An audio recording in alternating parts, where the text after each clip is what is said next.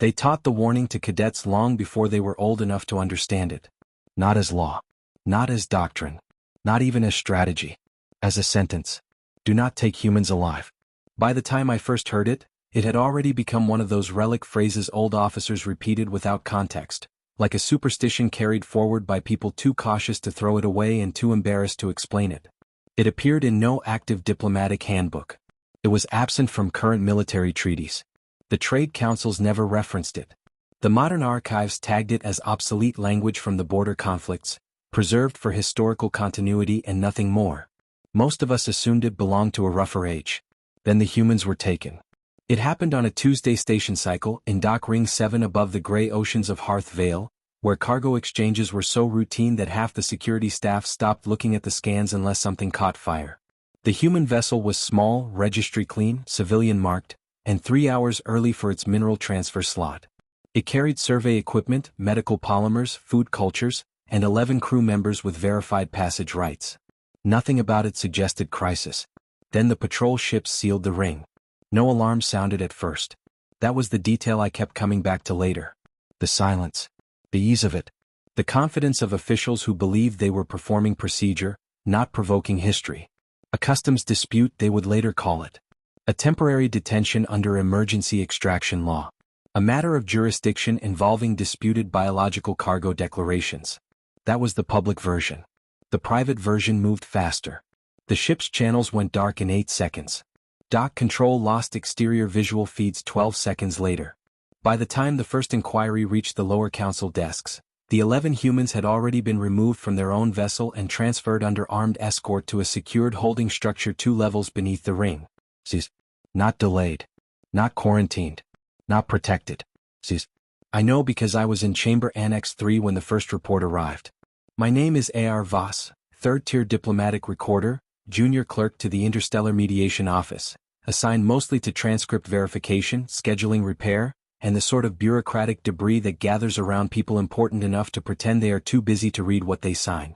At the time, I was 26 cycles old and exactly important enough to witness events without having the rank to shape any of them. That is how history often introduces itself. Not with trumpets. With paperwork. The alert came through as a routing mistake.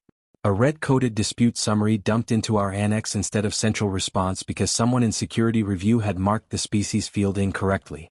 I remember being annoyed before I was alarmed. I remember correcting the file tag manually. I remember reading the crew manifest because I had nothing else to do while the confirmation seal processed. 11 names. 2 engineers. 1 medic. 1 navigation specialist. A teacher returning from the colony circuit. 6 civilian crew. There was something offensive in how ordinary they looked on the record. No commandos. No diplomats. No military escorts. Just workers.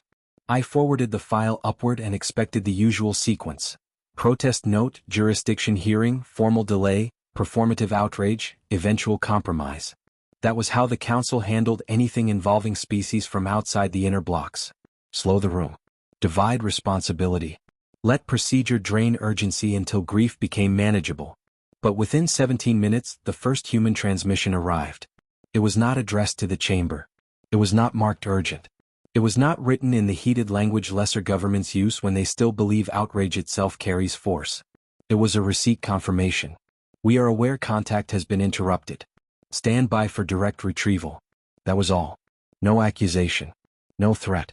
No demand for explanation. Just that. I read it twice, then a third time because the wording unsettled me in a way I did not yet understand. Around me, the annex staff reacted as lesser clerks always react to comm messages from injured powers. With brief laughter.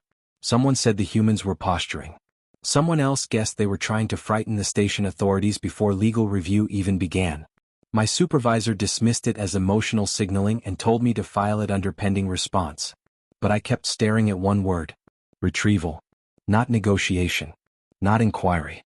Not appeal. Retrieval. Across the chamber wall, the station news feeds were already beginning to shape the narrative. Trade interference. Customs breach. Restricted material inspection. The captured vessel remained unnamed. The crew remained unnamed. Officials from Hearth Veil spoke of temporary species management concerns and protective containment until classification is resolved. The language was polished enough to hide the crime. That, more than anything, was what made the moment dangerous. When powerful people do something unforgivable, they rarely begin with violence. They begin with vocabulary. By second cycle bell, the matter had reached the advisory council. By third bell, jurisdiction had been challenged. By fourth, 3 separate offices were arguing over whether the humans technically qualified for emergency consular review under Outer Compact standards. Committees formed. Notices were drafted. Delays thickened around the event like frost. 11 people had vanished behind state walls, and the galaxy's answer was to schedule a meeting. I should tell you now that fear did not enter the room all at once. It entered in fragments. A senior logistics officer declining to comment when asked about ring security. An encoded call from a defense liaison that went unanswered after exactly 1 sentence. A patrol commander requesting transfer off station before the request was immediately scrubbed from the internal record. And one older archivist in the corridor outside Annex 3, who heard me mention the human detention file number and stopped walking so abruptly that the data slates in his arms nearly fell. He looked at me the way people look at open airlocks. "Who authorized that?" he asked. "I don't know," I said. "Why?" He did not answer immediately. His eyes had gone distant, not with confusion but recognition, as if some old locked chamber in his memory had just unsealed itself. Then he said very quietly, "They actually did it." I laughed then. Nervously. Automatically. The way young officials laugh when older ones become dramatic over matters still trapped inside ordinary procedure. But he did not laugh with me. Instead, he set his slates down on the corridor bench, straightened with visible effort, and asked for the file number again. I gave it to him. He repeated it under his breath. Then he asked how many humans had been taken. 11, I said. That was when the color left his face. Not anger. Not confusion. Recognition. He whispered something I did not fully catch. I only heard the last part. Should have remained buried. Before I could stop him, he turned and walked toward the restricted archive elevators, moving with an urgency I had not seen in anyone connected to the council in all my years of service. Inside the annex, the laughter had already faded. More human messages were coming in now, routed not through diplomatic channels but through infrastructure layers no civilian delegation should have been able to access. They were not hostile. That was what made them worse. Calm requests for structural data. Calm confirmation of orbital shifts.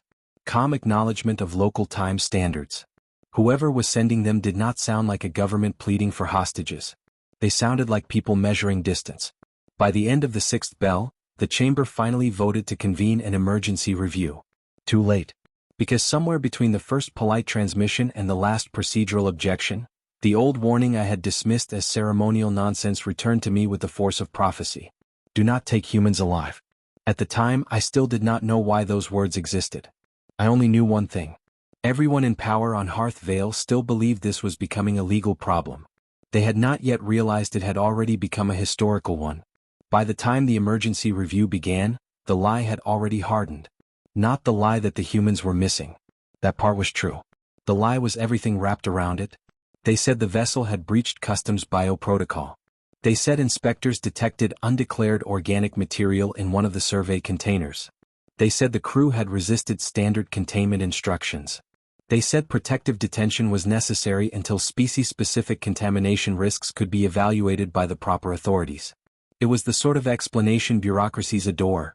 Dense enough to exhaust outrage, technical enough to confuse witnesses, moral enough to sound responsible. And almost none of it was true.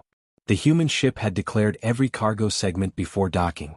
The manifest had been triple-stamped at entry buoy 6, again at orbital customs, and once more when dock ring 7 assigned it a civilian unload slot. The container now cited as biologically irregular held soil samplers, folded filtration mesh, and a children's agricultural teaching kit destined for a colony school 3 systems away. I know this because I checked. Twice. Then a third time after I convinced myself I must have missed something. There was no contamination warning. No contraband. No security breach. No resistance entry. What there was, buried in the station-side incident update beneath 6 layers of procedural tagging, was a reclassification note added 4 minutes after seizure authorization. Species flagged for discretionary containment under regional threat review. No legal citation. No signatory chain. No emergency basis. Just that sentence. Discretionary containment. I stared at it so long the letters seemed to separate from one another. That was how they had done it. Not through law but through classification. Not by proving the humans had done something wrong, but by changing what could be done to them once the right office stamped the right phrase. The system had not broken. It had behaved exactly as designed by frightened people who preferred elegant cruelty to visible violence. Around the council table, none of that mattered. By first hearing interval, the debate had already shifted away from the 11 individuals and toward process preservation. Whether outer species crews could claim immediate representative access during disputed detention. Whether station sovereignty applied in mixed commercial zones. Whether the seizure, even if premature, would be politically embarrassing to reverse before the review board had completed its work. I listened from the recorder's bench while officials discussed the timing of lunch breaks around the imprisonment of 11 civilians. That was the moment contempt entered me. Before then I had been anxious, confused, uneasy. After that I was ashamed. One of the Hearth Veil delegates, Councillor Marental, argued that rapid release would reward emotional pressure tactics and encourage other peripheral governments to bypass arbitration by performing outrage. Another suggested the humans themselves bore responsibility for the escalation by transmitting retrieval language before the council had finalized its legal posture. A third, more careful than the rest, recommended a 72-hour delay to prevent the appearance of capitulation. Capitulation. The word hung in the chamber like smoke. As though returning 11 uncharged civilians to their ship would be an act of weakness. As though admitting obvious wrong required courage no government should be expected to show too quickly. No one in that room said the simple thing. They took people who were under treaty transit, sealed them away and called it management. Instead, the room produced documents. Objections. Clarifications. Conditional amendments. Sequence notes. Jurisdiction maps. The machinery of civilized delay. At some point during the second interval, I requested access to the detention transfer images. My clearance was too low, but low clearance means very little in bureaucracy's drowning in confusion. Someone approved the request without checking the authorization path, and 30 seconds later the images appeared on my terminal. I wish they had not. The humans were lined against the inner cargo corridor of their own vessel, wrists restrained in front of them with field binders meant for riot suspects. 2 of them were barefoot. One older woman, ship medic according to the manifest, had blood along the left side of her neck, not severe, but visible enough to destroy any remaining illusion of protective escort. A younger crewman was half-turned toward one of the patrol officers, mouth open mid-sentence, as if he were still trying to reason with people who had already decided reasoning was unnecessary. None of them were armed. That detail should not matter, but it did. Because history becomes harder to falsify when innocence is visible. I enlarged the last frame. One of the humans was looking directly at the corridor camera. Not pleading. Not panicked. Memorizing. I did not understand then how human faces could look calm and furious at the same time. His expression unsettled me more than if he had struggled. It carried none of the disbelief the rest of us would have shown. Only recognition, as if he already knew that whatever happened next would not end inside that corridor. I closed the images and sat very still. Across the room the hearing had entered its most insulting stage, sympathy language. Several delegates now expressed concern for the distress experienced by all sides. They spoke of tensions, misunderstandings, regrettable escalations. One even suggested the detained humans would likely be more comfortable once transferred from station security to controlled interior housing appropriate to their biological needs. I remember gripping my stylus so hard my hand cramped. The cruelty of power is often simple. The obscenity of power is often polite. At 6th interval, the first request from the human side for direct consular access was formally delayed pending review. At 7th, Station Command denied that any mistreatment had occurred. At 8th, someone in the press office released a statement describing the 11 detainees as temporary material witnesses in an active compliance matter. Witnesses. They had become witnesses to their own abduction. That should have broken the room. It should have forced at least one senior official to stand up and say enough. But bureaucracies rarely collapse under moral pressure. They stabilize. They redirect. They invent new shelves to place the unbearable on. By then, outer concourse feeds were full of commentary. Market analysts predicting tariff fallout. Legal scholars debating detention thresholds. Security panels explaining the necessity of calm. Very few used the word hostage. None from the central blocks. I checked the internal clock. 4 hours, 19 minutes since seizure. Then 4 hours, 20. Then 26. No release order. No access grant. No apology. Only procedure. A soft chime sounded at my console. Another message had arrived from the human side. This one was routed through standard diplomatic lanes, correctly formatted, sealed with transit authority identifiers, and written with such restraint that for a moment I mistook it for weakness. To Hearth Veil Interim Authority and Council Review Office. The detained individuals are civilian personnel under protected passage. This is your opportunity to return them safely. No further clarification is required. No threats. No anger. No rhetorical flourish. Just a statement, and beneath it, a list of 11 names. The same 11 from the manifest I had first read that morning. That, more than anything else, made my chest tighten. The humans were not arguing law. They were naming people. One by one. As if reminding the station that every hour of delay attached itself not to an abstraction, not to an incident file, but to actual lives. I looked back toward the council chamber, where Marin Tao was now speaking about precedent risk and species leverage, and I understood with sudden, sick clarity that everyone important on Hearth Veil had made the same mistake. They thought this was still about authority. They thought the humans would bargain because all governments bargain eventually. That they would threaten, posture, invoke law, seek allies, and try to preserve face the way civilized powers always do when cornered in public. They had not understood the meaning of the first message. Stand by for direct retrieval. Not diplomacy. Not negotiation. A timeline. At 5 hours, 3 minutes after the seizure, one of the detention wardens filed a quiet request for reinforced corridor locks around sublevel 12. The request cited no incident, but it included an attachment listing power redundancies, blast door timings, and internal guard rotation patterns. I should not have seen it. Somehow it reached me anyway, misrouted through annex systems already buckling under the volume of unauthorized traffic. It was signed, then unsent, then resubmitted from a different terminal. Fear was starting to move inside the station. Not public fear. Not yet. Professional fear. The kind that begins when the people closest to an injustice realize they may be the ones standing nearest to its consequences. I forwarded the warden's request to my supervisor. He told me to ignore it. I did not.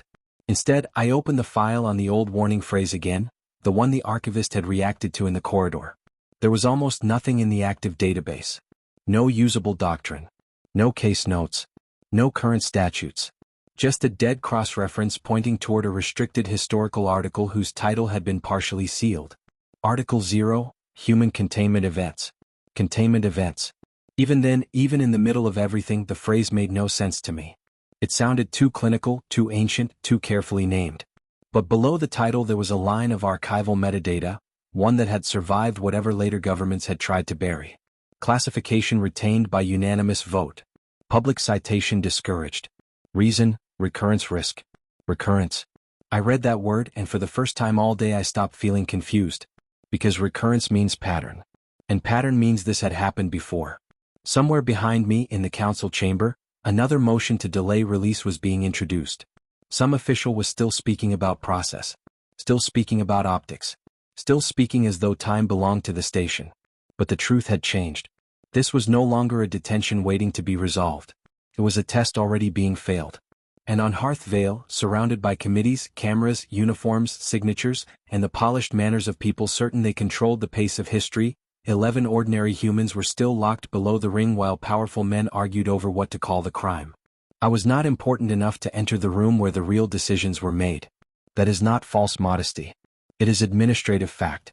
On Hearth Veil, importance was measured in doors that opened when you approached them and in how many people stopped speaking when you entered.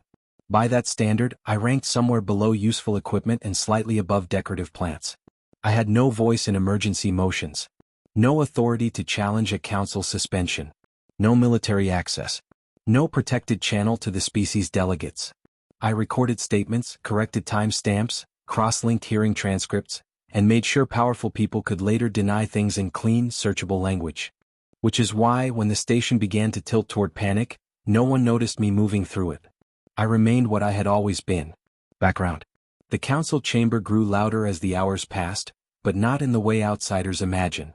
There was no shouting, no dramatic denunciation, no visible cracking under pressure. Real institutions almost never sound dramatic while they are failing. They sound measured, offended, busy.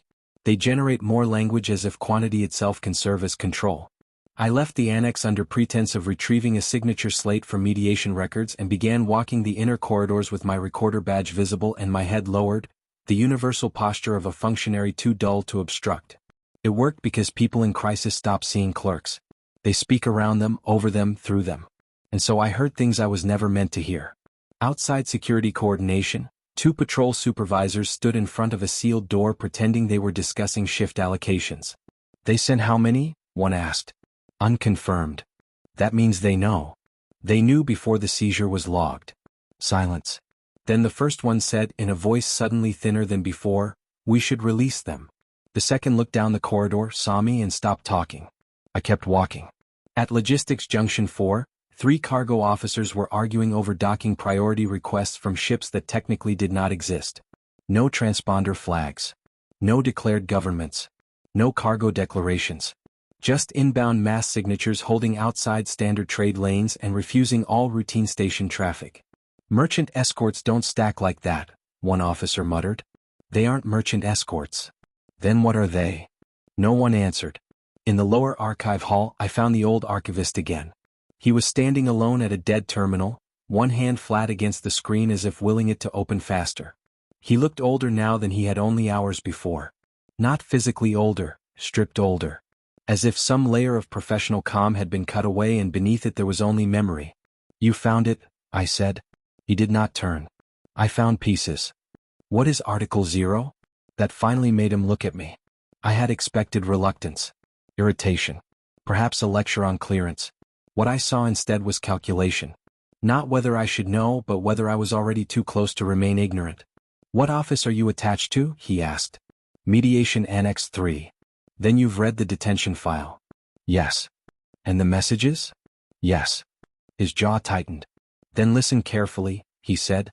"If the station still has anyone in authority capable of ending this, they must do it now." "That isn't an answer." "No," he said. "It's more useful than one."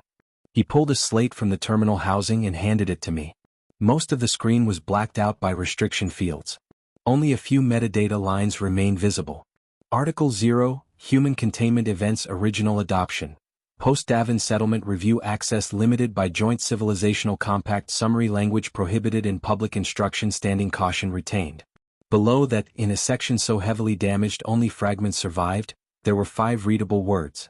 "Do not separate them from." And farther down. "Response escalation not proportional." And then, at the bottom. "Recovery priority absolute." I looked up. This can't be real. The archivist gave a tired, joyless laugh. That is what every generation says. Who were the Davenin? For a moment I thought he would answer. Instead he took the slate back from me and slid it into his coat. "A species that believed distance was protection," he said. "Go back to your annex, Recorder Voss." "That's all?" "That is already too much." He moved away before I could stop him, disappearing into the corridor shadows with the hurried gait of someone who knew knowledge itself could become dangerous if held too openly. I should have returned to the annex. Instead I went lower. The sublevels beneath the council ring were not forbidden to me, only inconvenient.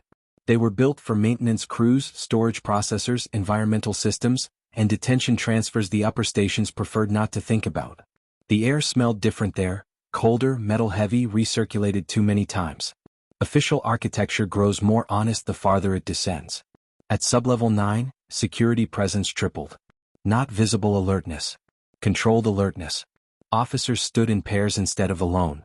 Doors remained open that were usually shut, and shut that were usually open. Internal drones moved in silent loops near ceiling rails. No alarm lights flashed, but the corridor rhythm was wrong. Everyone walking there was pretending the station had not changed. That is one of the ways fear announces itself. Not by shouting danger. By overperforming normal. A detention officer emerged from a side passage carrying a half-empty case of restraint fields.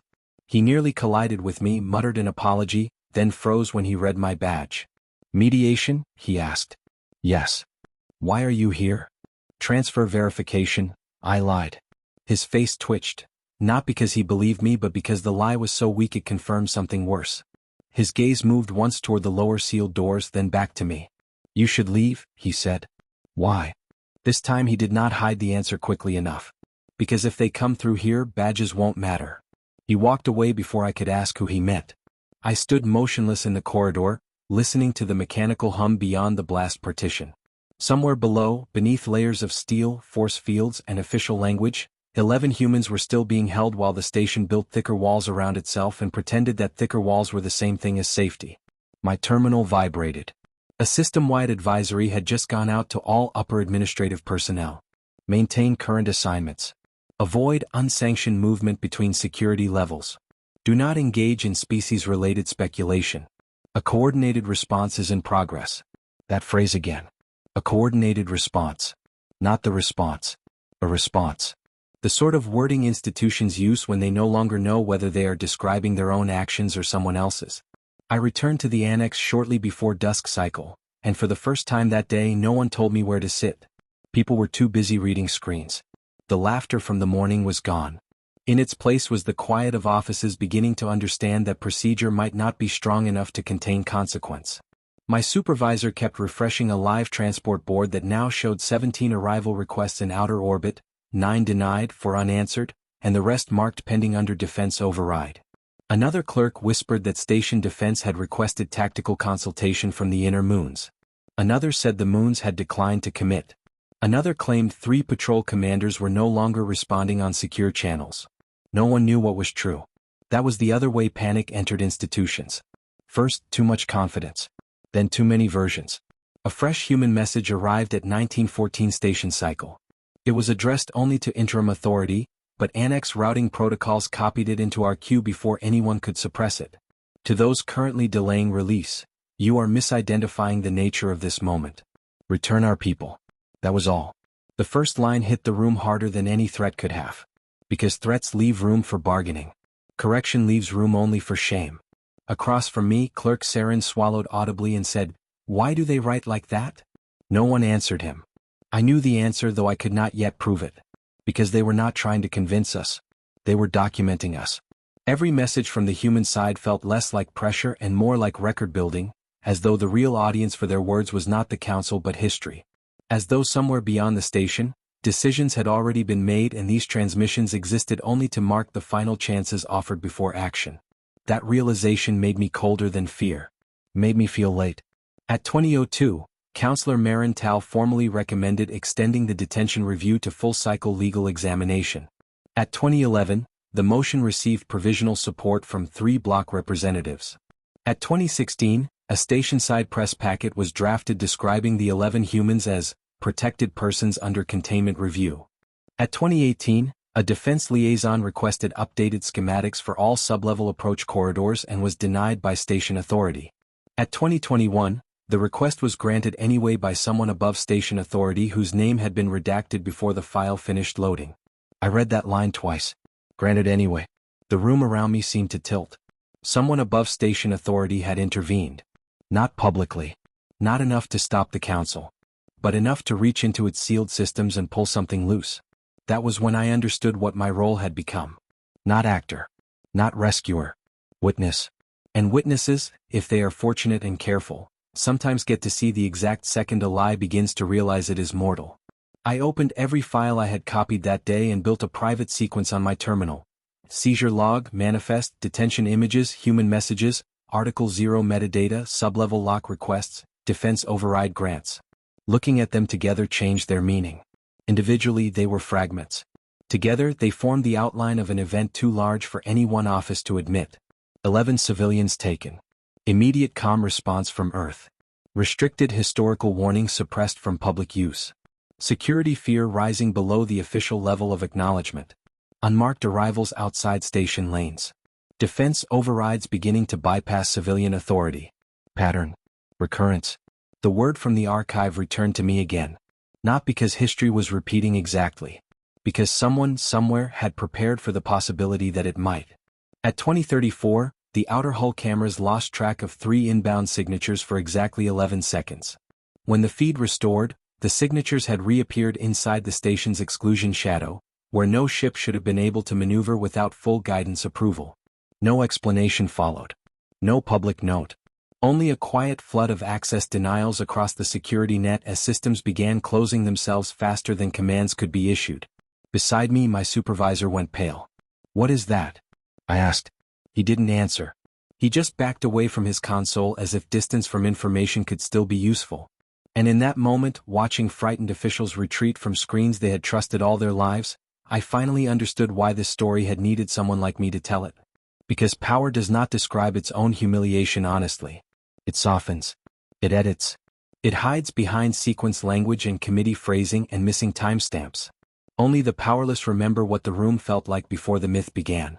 Only the clerk remembers who laughed in the morning. Only the witness notices when that laughter dies. By then, Hearth Veil was no longer deciding what to do. It was discovering, second by second, that its decisions were already becoming irrelevant. An IAR Voss, junior recorder, annex clerk, professional background object, could do nothing except watch the shape of the coming answer gather around the station like a closing hand. The archive did not open because I had permission. It opened because too many frightened people had started touching the same locked doors at once. There is a weakness in every bureaucracy, though most institutions would rather die than admit it. When panic rises high enough, clearance becomes a traffic problem. Files move. Requests collide. Security branches override one another. Temporary access tokens are generated, duplicated, revoked, then regenerated by systems no longer certain which level of authority still applies. The machinery that usually protects secrets begins, under pressure, to expose them. That was how Article 0 reached me. Not through courage. Not through trust. Not even through rebellion. Through administrative confusion. At 2047 station cycle, a restricted archive packet appeared in my private terminal queue under Emergency Cross-Reference Review, tagged for Council Historical Advisory and misrouted through mediation records because someone, somewhere, had used an obsolete classification chain no longer recognized by half the station's active systems. The sender field was blank. The clearance path was broken. The document existed for exactly 11 seconds before auto-restriction protocols tried to pull it back. I copied it in 6. Then I disconnected my terminal from the annex grid and sat very still, listening to my own breathing. Across the room no one noticed. That was the strange thing about the beginning of historic moments. You always imagine they will arrive with obvious music, obvious light, obvious recognition. Instead, most of them arrive while someone nearby is still complaining about authorization lag or asking whether the chamber recess has been extended by another 12 minutes. The file opened as damaged text. No images. No insignia. No author name. Just an old compact header, older than the current council by centuries, stamped with a designation I had never seen outside intercivilizational treaty relics. Joint Continuity Preservation Accord Restricted Historical Hazard Record Article 0. Human Containment Events. Beneath it, a note in smaller text. Public discussion discouraged except under direct recurrence conditions. This article exists to prevent miscalculation. I read that line once, then again. Not to punish. Not to condemn. To prevent miscalculation. That was the first sign the file was not written like law. It was written like warning. The beginning contained only fragments, preservation damage chewing through entire sections of meaning, but enough remained to tell me what kind of thing I was holding. Article 0 had not been a military directive. It had not even started as a formal doctrine. It had begun, according to the surviving text, as a post-crisis summary compiled after containment assumptions concerning emergent human populations produced systemic escalation across multiple theaters. The wording was clinical. The implication was not. I scrolled farther. More gaps. More blacked-out sections. More missing centuries. Then the first intact paragraph appeared. Human territorial behavior, while measurable, is not the primary catalyst in containment escalation. Human response is most reliably activated by involuntary separation from identified persons under their protection, care, command, kinship, treaty bond, or proximity-assigned responsibility. Analysts repeatedly erred by treating human recovery attempts as symbolic or negotiable. They are neither. I stopped reading. Not because I wanted to, but because my body had gone cold enough that I could no longer feel my fingers against the slate. Not symbolic. Not negotiable. The station around me seemed to retreat several steps from my awareness. Noise dulled. Voices blurred. Only the words remained. I forced myself onward. In all reviewed incidents, initial detaining authorities assumed human governments would pursue recognizable strategic incentives. Territory exchange, prisoner trade, prestige preservation, material concession, ceasefire leverage, or controlled diplomatic escalation. These assumptions were invalid. Once a recovery threshold is crossed, human action reorients away from gain and toward completion. Completion. I read the word 4 times. There are some words that look harmless until the sentence around them reveals their true shape. Completion was one of those words. It did not mean attack. It did not mean retaliation. It did not even mean victory. It meant finish. Not a performance of strength. Not a bargain. An ending. A tremor passed through the annex floor beneath my feet, not violent enough to trigger alarms, but deep enough that every loose stylus on every desk shivered in place for an instant before settling again. No one spoke. A second later, the wall screens flickered and restored. Somewhere inside the station, systems were being touched in ways they had not expected. I went back to the file. The next surviving section had been preserved more clearly, perhaps because someone long ago had understood it mattered more than the rest. The critical error of prior powers was scale misidentification. Human recovery behavior does not remain limited to the size of the initial offense. The offended unit may be one person, one vessel, one outpost, or one family group. The responding human system rapidly expands moral scope until all structures associated with the separation are treated as relevant. This is not rage in the conventional sense. It is recursive obligation. Recursive obligation. I whispered the phrase aloud without meaning to. One of the other clerks glanced toward me, then away again. Recursive obligation. The file was giving names to something the council chamber still believed was a political dispute. Not aggression. Not wounded national pride. Obligation. Expanding obligation. A moral geometry that widened until every wall between the taken and the returned became part of the problem to be solved. Suddenly the earlier human messages made perfect sense. Stand by for direct retrieval. You are misidentifying the nature of this moment. Return our people.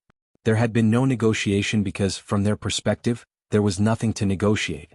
Only obstruction or release.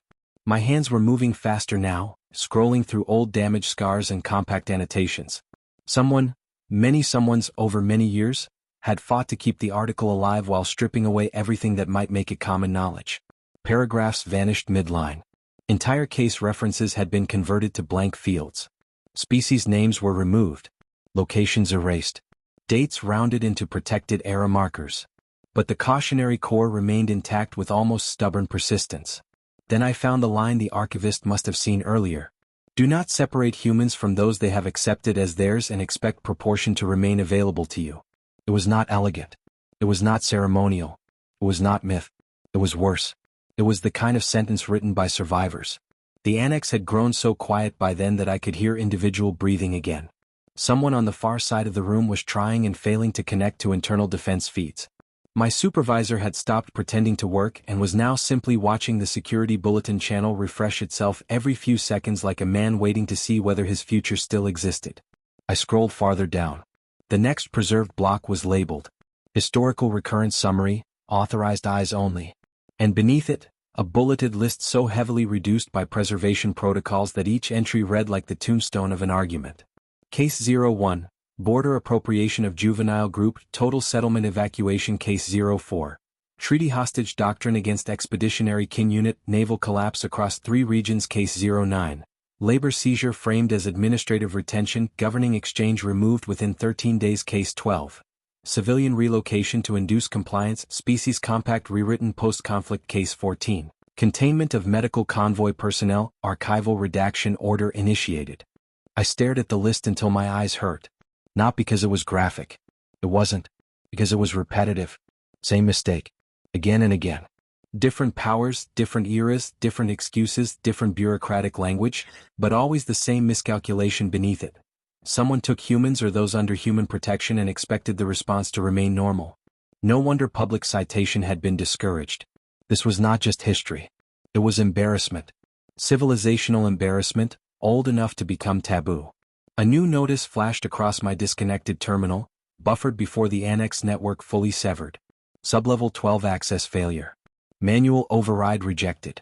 Cause, unresolved. Then another. Internal transit routes 4, 6, and 9 temporarily unavailable. Cause, pending verification. Then another, from a defense node so deep in the station hierarchy I should never have been able to see it. All units maintain current position. Do not pursue without direct command authorization. Without direct command authorization. Meaning someone already feared pursuit. I returned to the article and found the final intact section. It was short. Far shorter than I expected after all the build-up. Just 3 preserved paragraphs under the heading. Standing guidance. 1. If separation has occurred, reverse it immediately. 2. Do not assume delay reduces response likelihood. Delay increases response scope. 3. Do not rely on symbolic concessions once human recovery systems are active. Return the taken. Return them intact. Return them fast. That was it. No weapons guidance. No strategic diagrams. No defense instructions. Because whoever wrote Article 0 had understood a brutal truth. By the time anyone needed battlefield advice, the useful part of the warning had already passed. The only winning action had always been earlier. I leaned back in my chair and tried to think. Tried to fit the article into the day I had lived so far. 11 civilians seized. Council delays release. Humans issue calm notices. Sublevels begin locking in irregular patterns. Defense channels go strange. Article 0 emerges from burial to say, in essence, that every minute of delay was transforming the event into something wider, harder, and less survivable. I should have felt vindicated. Instead I felt horror. Because once you understand that a disaster is patterned, you also understand how likely it is to continue. The archivist was right. This should have remained buried, if only because any society forced to unbury it had probably already waited too long. A soft sound came from the annex entrance. I looked up. The old archivist stood there, one hand against the frame, breathing hard as if he had climbed stairs faster than his body approved of. His eyes went immediately to my disconnected terminal, then to my face. You accessed it, he said. I did not deny it. He crossed the room in quick, uneven steps and lowered his voice. Tell me exactly what you saw. I summarized the surviving lines as quickly as I could. The catalytic trigger. The recursive obligation. The recurrence list. The standing guidance. As I spoke, his face tightened with each phrase, not because he was surprised, but because hearing it aloud made the situation more real. When I finished, he closed his eyes for a moment. They delayed too long, I said. Yes. What were the Davenin? This time he answered. The last major power to think custody was leverage. The words hit harder than any grand explanation could have. What happened to them? He looked toward the chamber wall as though he could see through steel, stone, procedure, and time itself. What always happens to people who confuse possession with control, he said. Before I could ask anything more, every screen in the annex went black. Not darkened. Not disconnected. Black. For one suspended second, the entire room was reflected back at itself in dead glass. Clerks half risen from their chairs, my supervisor frozen with one hand still on his terminal, the archivist beside me like a man standing at the edge of a remembered cliff. Then the station-wide public channel returned. Not with alarms. With a single line of text, white on black. External communication from Earth acknowledged. Direct retrieval is in progress. No seal.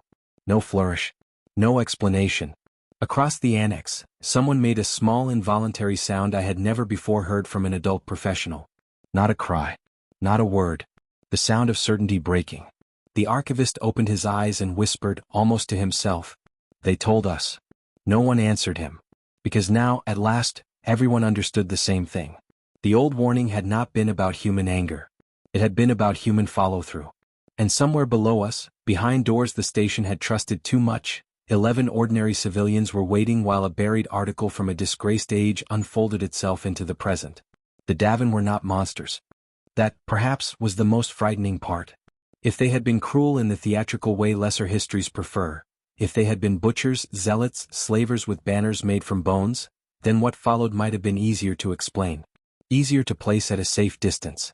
Easier to call justice and leave buried beneath the old comforting categories of deserved ruin.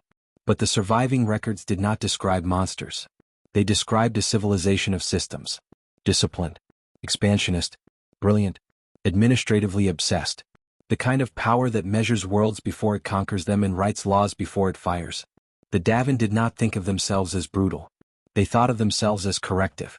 They entered unstable regions, imposed order, reorganized transit, standardized trade, relocated populations they considered strategically inconvenient, and called the entire process stewardship. They were, in other words, exactly the kind of people who would believe custody was not violence if the paperwork was elegant enough. The archivist and I stood in the dead light of the annex screens while the public channel kept repeating the same line. Direct retrieval is in progress. No one in the room seemed willing to move beneath it. No one except the archivist, who lowered himself into the chair beside my terminal with the slow care of someone whose body had long ago learned the cost of remembering too much. You asked what happened to the Davenin, he said. Yes. You won't find the truth in ordinary archives. Then where? He gave a thin, exhausted smile. In the places people hide what they are ashamed to have survived. He took a breath, as if deciding how much of an old wound to reopen. The Daven hegemony controlled 31 recognized systems at its height. 43 if you count the protectorates they refused to call colonies. They were not the largest military power of their age, but they were one of the most efficient. Their fleets moved on schedule. Their governance was layered, documented, predictable. They did not wage chaotic wars. They imposed solutions. The phrasing was familiar enough to make my stomach tighten. Hearth Veil also believed in solutions. What did they do to the humans? His gaze drifted for a moment, not away from me but away from now.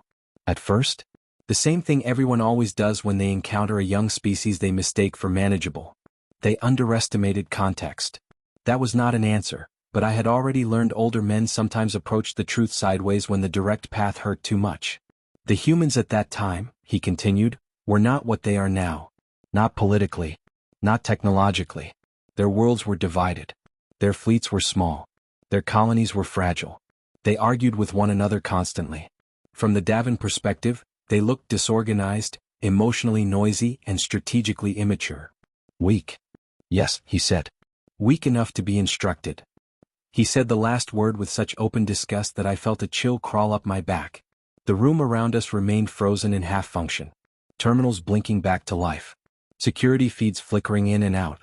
Quiet officials trying not to look at one another. The council chamber doors still sealed, though no one now believed the chamber controlled anything that mattered. What did instruction mean? I asked. The archivist folded his hands. It meant pressure. Then leverage. Then an incident. Always an incident. The galaxy does not begin disasters with declarations.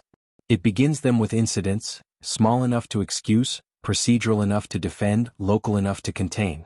The word itself is a laundering tool. It takes the sharp edge off choice and gives it the shape of accident. The Daven wanted transit concessions through a human-aligned corridor, the archivist said. There were disputes, delays, failed talks. The human governments involved were fractured and inconsistent. Some cooperated. Some resisted. The Daven believed the easiest path to compliance was not invasion. He paused. They took 13. The number landed in me like a dropped weight. 13 what? Not soldiers. Not heads of state. Family members. Children of delegates. Siblings. 2 medical volunteers attached to a treaty team. 1 navigation trainee who had been in the wrong shuttle at the wrong time. They called it temporary protective custody until corridor stability could be restored. The annex air suddenly felt thinner. Even now, with centuries between us, I could hear the structure of the lie. Protective. Temporary. Stability. The same polished language, merely wearing older clothes. They thought it was clever, the archivist said. That was the heart of it. They believed they had discovered the perfect middle ground between negotiation and force. No bombardment. No open war. No mass casualties. Just controlled detention of a strategically meaningful group to compel reasonable behavior. Did the humans negotiate? He looked at me for a long second, and in his eyes I saw not suspense, but the tired pity reserved for questions every generation insists on asking as though it might finally produce a different answer. They tried to get the 13 back. Tried how? At first? Like everyone else. Messages. Appeals. Emergency envoys. Trade suspension threats. Corridor withdrawals. Public petitions. The Daven read all of it correctly and understood none of it. Because they thought the process was the event. Because they believed what powerful systems always believe. That if a thing is still inside language, then language still owns it. The archivist continued. The Daven mistook early diplomacy for the full human response. They saw distress and called it weakness. They saw division among the human governments and called it incapacity. They saw moral language and assumed it was theater. Their analysts concluded the detainees had too much symbolic value to be harmed and therefore too much symbolic value for the humans to risk escalation. Symbolic value. There was again. The old mistake. People who do not understand attachment always assume others use loved ones the way states use flags, as leverage objects, painful but negotiable. What happened instead? I asked. The archivist leaned back and stared up at the black ceiling panels. The humans stopped arguing with one another. It was such a simple sentence that at first I failed to grasp its enormity. Not because unity is rare. Because it is expensive. Species do not become terrifying when they are strongest. They become terrifying when internal friction fails. The surviving military studies, he said, suggest that was the real point of no return. Not the seizure itself. Not even the detention sites. The moment the Daven transformed scattered human interests into a single obligation. 13 taken individuals. Thousands of divided arguments instantly collapsed into one purpose. He turned back toward me. That was the first thing Article 0 was trying to teach. You do not need to threaten all humans to activate them. You only need to force enough of them to agree on what matters. And nothing makes agreement faster than the taking of one's own. The room lights dimmed briefly. Somewhere far below us, the station structure pulsed again with a vibration too deep to be accidental. This time no one pretended not to notice. Across the annex, Clerk Saren whispered a prayer in a language I did not know. My supervisor did not correct him. What did the humans do? I asked. The archivist's mouth tightened. They recovered the 13. The answer was so restrained it almost felt cruel. How? He gave me the kind of look teachers reserve for students who have not yet understood the shape of the lesson. That is the wrong question. Then what is the right one? How much disappeared because the Daven assumed recovery would stay local? I said nothing. Because suddenly I knew what was coming and still I needed to hear it. The first detention facility lost contact 7 hours after the last humanitarian appeal expired, he said. The Daven believed it was sabotage. The second site suffered reactor interruption 12 hours later. Then a fleet tender vanished in transit with all command staff aboard. Then corridor relays began failing. Then local collaborators started disappearing. Then judicial archives. Then logistics depots. Then the officers responsible for transfer authorizations. Then the committee that had designed the custody doctrine. He was not speaking quickly. He was speaking carefully. As though speed might cheapen the memory of what method can do. It was not a war in the form the Daven recognized, he continued. That was their second mistake. They kept waiting for decisive engagement. Fleet concentration. Territory seizure. Formal retaliation. They wanted a battlefield because battlefields preserve proportion. Instead they got something narrower and far worse. Recovery, I said. He nodded. Every person, institution, vessel, route, archive, command chain, supply node, and political mechanism standing between the 13 and their return became relevant. Not always destroyed. Not always attacked. But made unable to continue existing in its prior form. The phrase from Article 0 came back to me with perfect clarity. Human action reorients away from gain and toward completion. The annex felt colder with every second. The 13 survived? I asked. 12 did. I closed my eyes. Not because I could not bear the number. Because I suddenly understood why the article had sounded the way it did. The people who wrote warnings like that were never writing for the dead. They were writing for the people who still had time not to join them. What happened to the Daven after? I asked quietly. The archivist exhaled through his nose. They won several battles. I stared at him. They what? They won battles, he repeated. Tactical encounters. Fleet actions. Border holds. Interdiction runs. Their admirals remained competent. Their ships remained dangerous. Their territory remained vast. That was why the catastrophe confused later historians for so long. On paper, the Daven did not collapse all at once. But they disappeared. Yes, he said. Because the humans were not trying to defeat them in the way the Daven understood defeat. That was the line that finally opened the full shape of the horror. Not conquest. Not revenge. Not imperial replacement. Something else. The Daven lost continuity, the archivist said. That was the formal term in the sealed review. Governance broke sequence. Supply certainty vanished. Internal trust dissolved. Peripheral protectorates defected. Transit insurance markets failed. Allied species withdrew legal recognition. 3 subordinate client worlds revolted once they realized the hegemony could no longer guarantee retrieval or protection even for its own administrators. A power can survive lost ships. It can survive lost battles. Sometimes it can survive lost worlds. He looked directly at me. It cannot survive becoming unbelievable. The sentence hit with the quiet force of truth that had waited centuries for someone to say it simply. The humans had not needed to burn the Daven out of the stars. They had only needed to make the Daven unable to function as the thing they had been.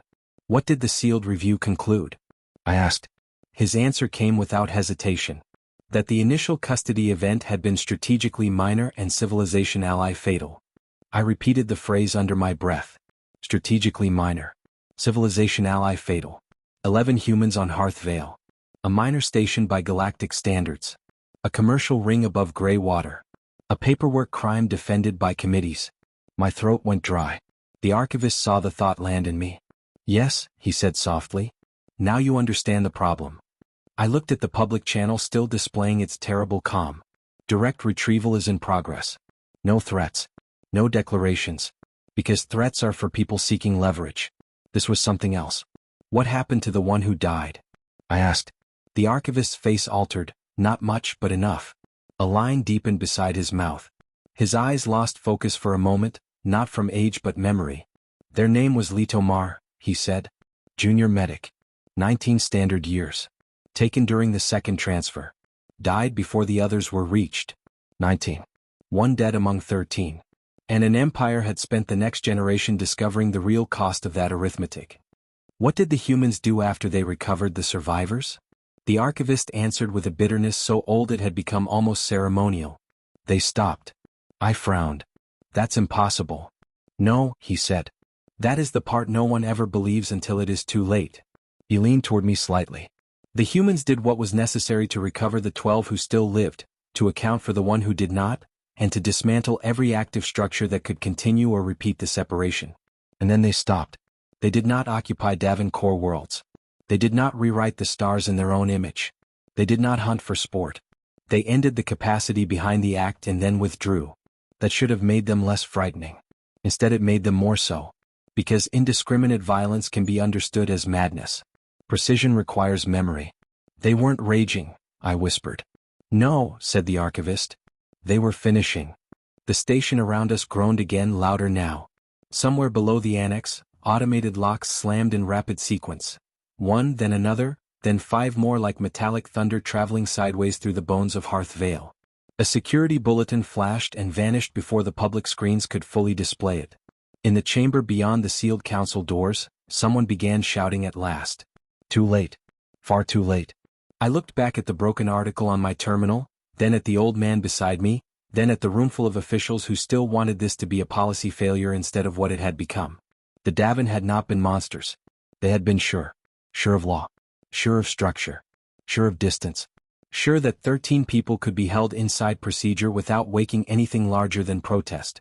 And because they were sure, they had taught the galaxy a lesson so humiliating that later civilizations buried it instead of learning it properly. Do not mistake human attachment for symbolism. Do not confuse calm with passivity. Do not assume recovery remains proportional once delayed. Do not believe victory in battle matters if continuity itself begins to fail. And above all, do not take what humans have accepted as theirs and expect the universe to stay arranged for your convenience. The archivist rose slowly from his chair. There's one more thing the public versions never say, he murmured. What? He looked toward the floor, toward the sublevels where the 11 detainees still waited. The Davenin's final internal broadcast before continuity collapse. You know it? Only one line survived and censored. I felt my pulse in my throat. What was it? His voice was almost gentle. We thought they wanted revenge. They only wanted them back. For a moment, no one in the annex breathed. Then every screen in the room changed at once. The public channel vanished. The chamber feed vanished. The station crest vanished. In their place appeared a plain black field and a single system notice stamped across it in white. Sublevel 12 containment integrity lost. And beneath that a second line followed. Internal response team stand down. The archivist closed his eyes. Not in surprise. In recognition. The old precedent was no longer history. It had become instruction. And somewhere below us, behind the last doors Hearth Veil still trusted, the galaxy was about to relearn why Article 0 had survived every attempt to bury it. No one moved when the notice appeared. That was the first thing I remember. Not panic. Not shouting. Not the immediate stampede lesser stations would have produced the moment a detention block reported integrity failure. Just stillness. The kind that enters a room when everyone inside it realizes, all at once, that the future has separated from the plans they were still making. Across the annex, Clerk Saren's mouth was slightly open. My supervisor had one hand braced against his terminal as if the furniture itself might still anchor him to a version of the station where titles, protocols and committee motions mattered. Through the sealed doors beyond the chamber wall, raised voices collided in uneven bursts. Some still demanding reports, some demanding names, some demanding command authority no longer seemed to answer to them. On every public screen the same two lines remained. Sublevel 12 Containment integrity lost. Internal response teams stand down. The second line was worse. Because systems do not tell armed personnel to stand down unless one of two things has happened. Either the threat below is too dangerous to engage, or someone above them has decided engagement would make it worse. I do not know which possibility unsettled the room more. The archivist opened his eyes and spoke without turning toward me. They're still being given a chance. The sentence sounded absurd in that moment. A detention block had failed. Station control was fragmenting. Internal authority chains were visibly buckling. Somewhere beneath us, whatever everyone had feared all day was no longer approaching. It had already entered. And yet the old man said chance, not doom. Then my terminal chimed. Not through station routing. Not through the annex queue. Directly. The screen flickered once, rejected 2 local security hooks, and opened a plain text window without crest or diplomatic formatting. No sender name. No delegation seal. No encryption watermark visible to civilian recorders. Just a line of text centered in the middle of the screen like something already decided. We are on site. Release corridor maps. Do not interfere. I read it once, then twice, then aloud before I realized I was doing it. The annex went stiller somehow, which I had not thought possible. Clerk Saren looked at me as if I had just recited an execution order. My supervisor took one step toward my desk, then stopped halfway, either because he feared the message itself or because, for the first time in his life, he did not know whether being senior still meant being safer. You received that? He asked. I nodded. Why you? Because I had the detention file. Because I had touched the archive. Because I was one of the few still reading events instead of defending them. But before I could shape any answer, the message vanished and was replaced by a second one. Shorter. Colder. You still think this is pending. No threat. No rage. No decoration. Just correction. The word struck harder than accusation because accusation implies argument, and argument implies room to persuade. But persuasion was gone now. The message did not ask. It did not challenge. It diagnosed. You are behind reality. You are still naming what has already been decided elsewhere. I looked toward the chamber doors. Inside, the council was no doubt still trying to determine who had jurisdiction over a crisis that was moving faster than law. Somewhere, Councillor Marental was probably still demanding command briefings. Somewhere, station authority was probably still drafting a statement about unlawful intrusion, temporary communications failure, regrettable misunderstanding. But the humans had just told us the real truth of the hour. The station was not managing an emergency. It was lagging behind an outcome. Then every annex terminal flashed simultaneously with a security cascade I had never seen before. Transit routes 4, 6, 9 locked sublevel camera array degraded field suppressors offline manual override unavailable cause. Unauthorized sequence conflict. Unauthorized sequence conflict. It was the kind of phrase systems invent when the real explanation would sound too much like defeat. The floor trembled again. Harder this time. Hard enough to send 3 stacked data slates clattering from a side desk. Somewhere below us, metal met metal in a rolling shock that carried through the station ribs like distant thunder trapped inside machinery. One of the clerks gasped. Another began crying quietly without seeming to notice she was doing it. Still no alarms. That was what made the whole thing unreal. Hearth Veil was built by people who believed in warnings. Every corridor had sirens. Every sublevel had breach tones. Every dock ring had evacuation guidance coded into light strips and audible pulses. Yet the station remained eerily quiet, as if the systems themselves had been denied the right to dramatize what was happening. Or perhaps as if someone on site preferred silence. The archivist leaned close enough that only I could hear him. This is consistent. With what? With every surviving review, he said. The same pattern. Calm communications. Immediate local superiority. Minimal spectacle. Their objective is not fear. What is it? He looked at the black public screen. Return. That word settled into me deeper than any military term could have. Because conquest expands. Punishment displays. Revenge lingers. Return narrows. Return does not care about prestige. It does not need witnesses. It does not want the stage. It wants the thing taken, restored to its own. Everything else matters only in relation to that completion. A sharp tone cut through the annex. Not an alarm, a priority access request. My terminal again. A new window opened. This time it contained a station schematic. Sublevel sectors. Service corridors. Pressure gates. Maintenance shafts. Emergency lift trunks. Detention routing nodes. Security chambers. All of it. Not from me. For me. A single highlighted line pulsed through the map, beginning near a blind maintenance spine outside the public access grid and ending at sublevel 12 intake. At the bottom of the screen were 6 words. Confirm if non-combatants remain in red. I stared at the message so long that the letters began to blur. Around me, the annex staff were too busy watching public system failures to notice what sat open on my private screen. For one suspended second, I could not understand why the question had come to me. Then I understood with sick clarity. Because all day I had been one of the few people on Hearth Veil actually reading the files. Actually checking the transfer routes. Actually noticing what had been moved and where. Someone on site, or above us, or inside us, or threaded through systems I could barely imagine, had determined that the fastest path to avoiding unnecessary death was to ask the clerk who had been paying attention. Not a general. Not a counselor. Not a security chief. A recorder. My fingers hovered over the slate. Should I answer? The law said no. The law also said the 11 humans were still in valid protective detention. The law had said many things that day. I pulled up the sublevel transfer requests, cross-checked the latest corridor lock changes, and overlaid the unfinished emergency movement notices the wardens had been filing in half-suppressed panic since dusk cycle. 3 civilian maintenance workers were still tagged in red zone proximity near utility spine C. 2 medtechs had not signed out from a lower checkpoint. 1 station sanitation crew had been rerouted but never confirmed clear of Sector 12 access. 7 non-combatants. If the files were current. The files were honest. If no one had already died. The highlighted line on the map pulsed again. Confirm. I do not know whether what I did next was bravery, treason, or the first honest act of my career. I typed. 7 possible station civilians remain in red. Utility spine C and med checkpoint 2. Sanitation crew unconfirmed. For half a second nothing happened. Then the map updated. The route shifted. Not dramatically. Just enough to bend around the flagged zones, rerouting through a narrower pressure service corridor most station personnel did not even know existed. A final line appeared. Received. Hold everyone above level 9. Then the window closed. My hands were shaking. The archivist had seen enough from the angle of my screen to understand. He did not ask what I had done.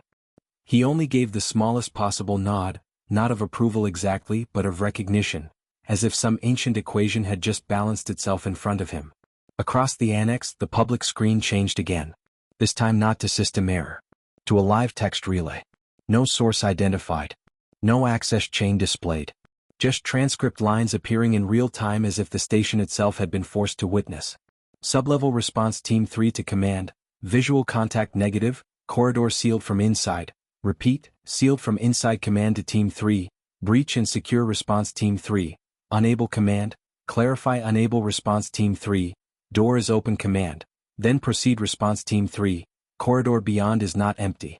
The transcript stopped there. No one in the annex spoke. No one needed to. Every mind in that room was now supplying its own version of the unfinished line. A fresh vibration rolled through the floor, closer, sharper, followed by the unmistakable hiss of emergency pressure equalization somewhere beneath us. Then, at last, one alarm tried to begin.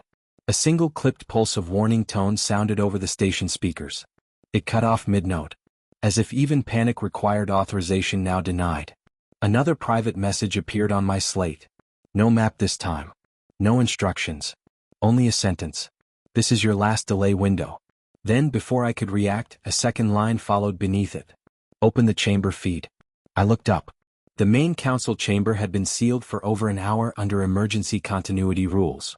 No clerk at my level could unlock its internal broadcast without direct approval from 3 senior offices, 2 of which were no longer responding and the third was likely still arguing that formal procedure had not yet been exhausted.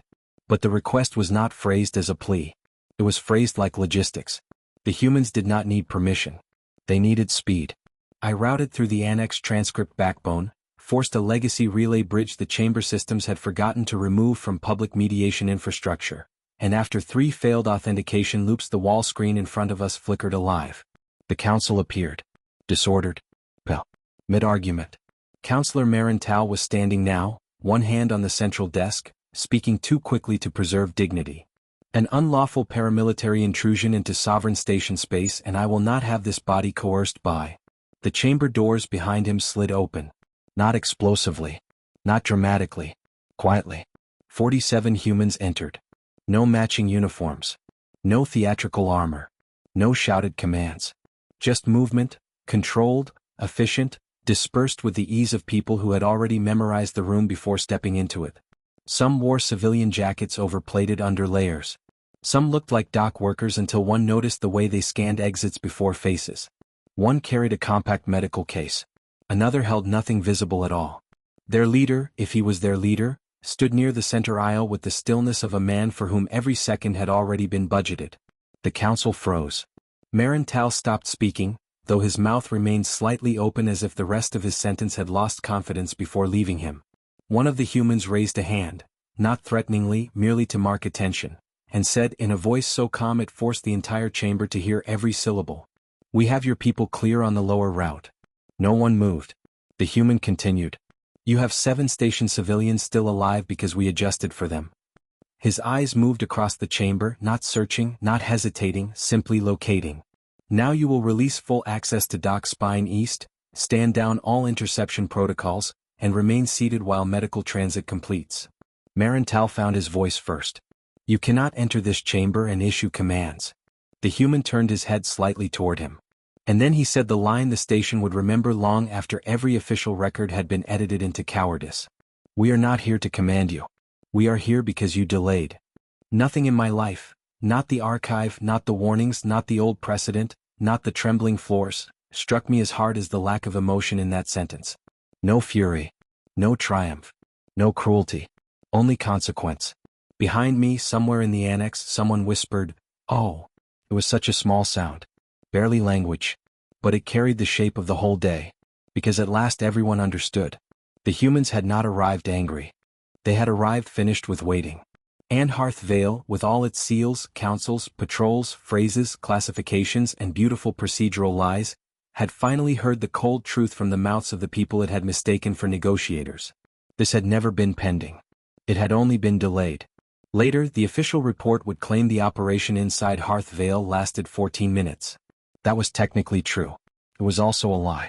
Because operation implies a beginning the station recognized. What happened in those 14 minutes had begun much earlier, when the first comm message arrived, when the first route was measured, when the first lock request turned into fear, when Article 0 clawed its way back into the light, when 11 ordinary civilians became the only fact that mattered. But if you mean the visible part the cameras failed to bury and the committees failed to rename, then yes. 14 minutes. That was how long it took for Hearth Veil to learn the difference between security and interruption. The 47 humans in the chamber did not spread chaos. They spread certainty. That is harder to fight. Chaos invites reaction. Certainty makes reaction feel late. On the chamber feed, the one I had reopened through a relay path no one remembered still existed. The lead human stood in the center aisle while the others moved with quiet division of purpose. 2 took the west doors. 1 checked the chamber's comm spine and severed a hidden uplink without even looking at the panel for more than a second. 3 more moved toward the medical alcove where emergency trauma units were stored, not because anyone in the chamber was hurt, but because someone below would be. None of them rushed. That unnerved me more than speed would have. Fast movement looks like effort. Measured movement looks like ownership. Counselor Marental tried again, because men who mistake office for mass often believe the world will remember their title even after force has stopped caring. "This is a sovereign deliberative body," he said, voice straining now under the weight of reality. "You have no recognized authority in this chamber." The human closest to him did not even glance his way. Instead, a woman near the rear dais, mid-height, dark transit jacket, one sleeve cut shorter to accommodate some old scar contracture along the wrist, answered while checking a tactical slate against the room's wall lighting grid. "Correct." Marental blinked, caught off balance by agreement. She continued. "We are operating under recovery authority." The phrase hit the chamber like a dropped blade. Recovery authority. Not military necessity. Not retaliation. Not intervention. Recovery. Again that narrowing word. That terrible discipline narrowing. It reduced the galaxy's favorite abstractions, jurisdiction, sovereignty, optics, strategic posture, to their true size in the presence of people trying to get their own back alive. On screen, one of the block delegates half rose from his chair as if to object, then saw something off camera and sat down so quickly the motion became nearly comic. For years afterward I would wonder what he had seen. A weapon. A stare? Merely the complete absence of uncertainty in the humans around him? Fear often needs very little once it has context. Below the chamber transcript, a secondary station relay had begun dumping fragmented sublevel updates onto the public channel, perhaps because whatever held the lower systems now no longer cared to preserve elegant compartmentalization. Sublevel 12 med intake breached detainee corridor unsecured response team 2 status unknown pressure gate C open medical transfer requested at dock spine east override accepted. The last line produced visible confusion among the counselors. Accepted by whom? No one in the chamber asked that aloud. Because by then they already knew the answer would only humiliate them further. The archivist had moved beside my desk without my noticing. He watched the feed with his hands clasped so tightly behind his back that the knuckles showed white through the skin. "They're already out," he murmured. "How do you know?" "Look at the team." I did. The chamber humans were not tense in the way assault units are tense when the objective is still unresolved. They were alert, yes. Exacting. Ready. But not searching. That was when I realized the chamber was not the rescue. It was the administrative end of the rescue. The hostage work had already been done below. What we were watching now was containment of interference. That changed everything.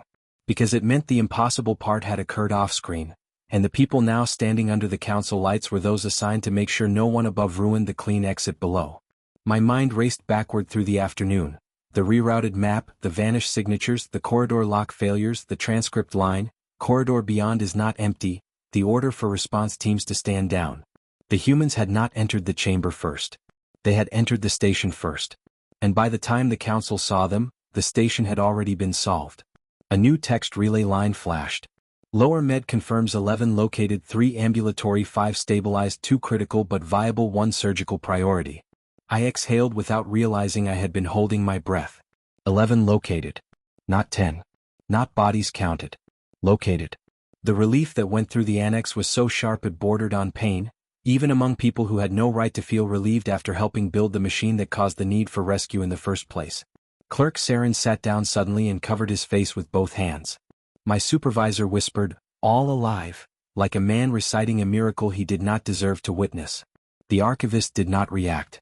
Or rather, he reacted only by closing his eyes once and reopening them. "Not all right," he said quietly. "But alive." On the chamber feed, Marental had finally understood that rhetoric no longer had weight here. He switched, as frightened officials always do, from indignation to procedural compromise. "If your personnel below have recovered the detainees," he said carefully, "then this body is prepared to discuss safe transfer terms." A soft sound escaped one of the humans near the east wall. Not laughter. Something more cutting than laughter. Pity, perhaps. The lead human turned fully toward Tal for the first time. "No," he said. The word was calm enough to stop the room cold. "No transfer terms. No joint language. No staged handoff. Medical transit is underway. You will not obstruct it, and afterward you will answer for delay." There it was again, that refusal to inflate itself into drama. No threats of conquest. No grand moral speech. Just sequence. First our people. Then your consequences. Tal's face darkened with a last reflex of authority. "You presume far too much from a tactical trespass." For the first time since entering the chamber, the lead human's expression changed. Not into rage. Into something far more unnerving. Recognition. The same look I had seen on the restrained crewman in the detention image hours earlier.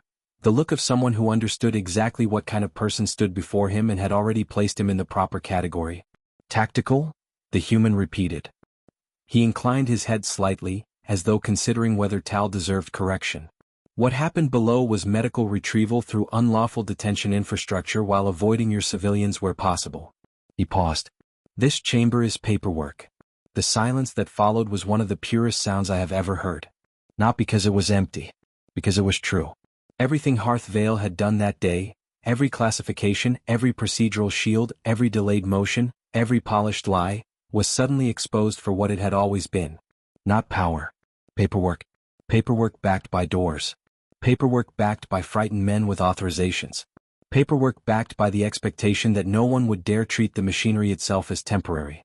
But the humans had. And now one sentence had reduced the station's whole moral architecture to stationary. The live lower relay updated again. Dock spine east sealed for med transit unmarked shuttle receiving station personnel cleared from corridor, no additional casualties confirmed. No additional casualties. That line mattered. It mattered more than some in the annex understood. Because it told us what kind of operation this was. Not massacre. Not blood debt. Surgical. The station had expected rage. What it got was triage. I think that was when the full myth took root in me, not because the humans were unstoppable but because they were selective. Because even after delay, even after detention, even after injury, even after forcing entry through a fortified station, their effort remained painfully, almost insultingly focused. Get the 11. Keep the bystanders alive. Prevent interference. No speeches for the cameras. No symbolic executions. No humiliation rituals. Just completion. The chamber doors opened a second time.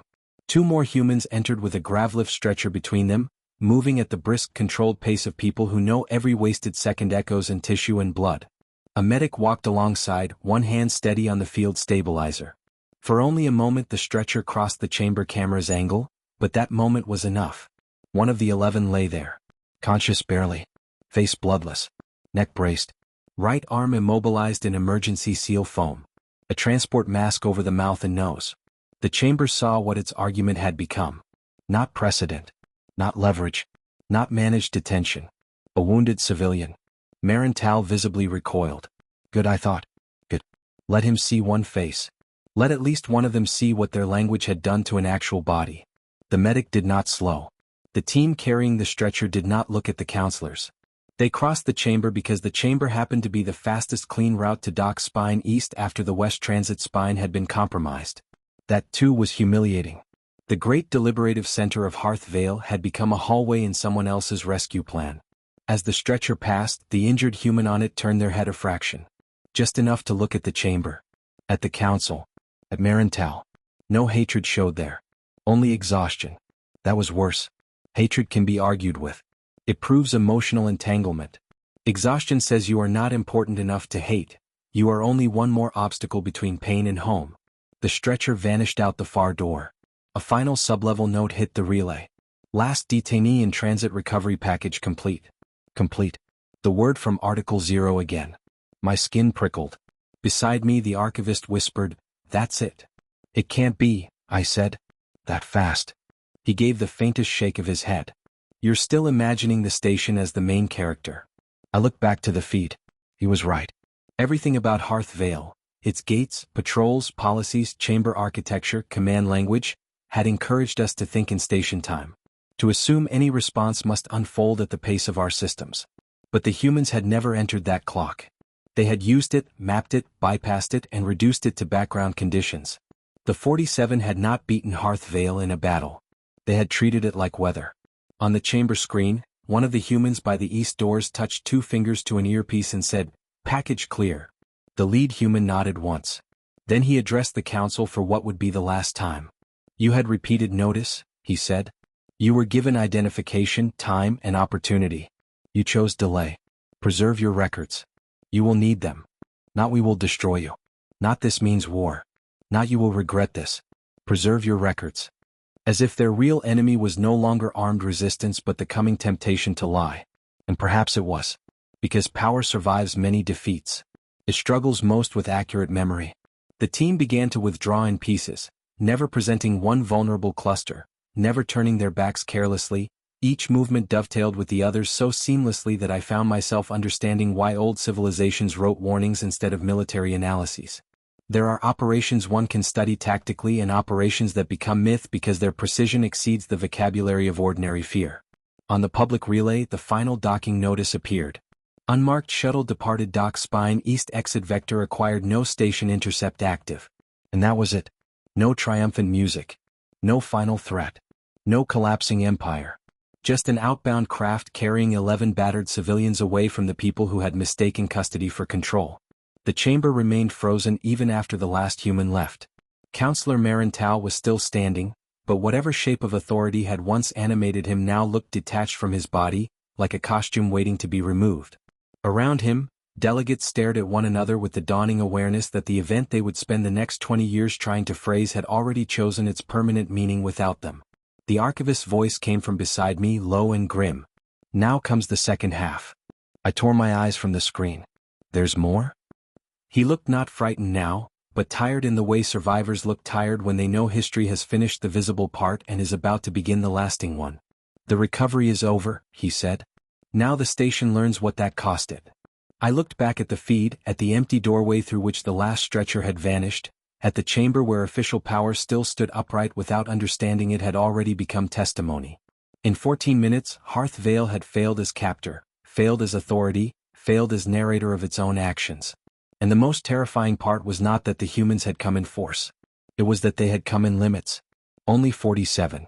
Only what was necessary. Only until the 11 were back in motion toward home. That was the true demonstration. Not destruction. Control so complete it never needed to become excess. And somewhere inside that realization, deeper than awe and sharper than fear, the whole station finally understood what Article 0 had been trying to say for centuries. The danger was never that humans would do anything. The danger was that once they came for their own, they would know exactly how much was enough. For almost 30 seconds after the last human left the chamber, no one spoke. That silence mattered. Not because silence is dramatic. Because institutions hate it. Councils are built to metabolize reality into language. Resolutions, objections, clarifications, procedural suspensions.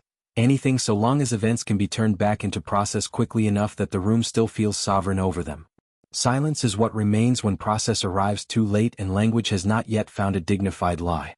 Hearth Veil sat in that silence like a condemned thing awaiting its own explanation. On the chamber feed, Counselor Marintal was still standing beside the central desk, but the stance no longer suggested command. It suggested a man who had forgotten how to sit after being made irrelevant in public. Around him, block delegates looked not at one another but at their terminals, at the black doors, at the chamber lights, at anything except the obvious fact that had just unfolded in front of them. A sovereign station had unlawfully detained 11 civilians, ignored repeated warnings, failed to protect its own infrastructure, and then watched a foreign retrieval team enter its political center and use the council chamber as a transit corridor for the wounded. No vote could survive that untouched. The first to break was not Tal. It was Delegate Oren Vey of the Fifth Compact, a soft-voiced trade proceduralist whose entire career had been built on never being the first to say anything that might later need defending. He rose with visible hesitation and asked the kind of question weak men use when stronger questions would implicate them more directly.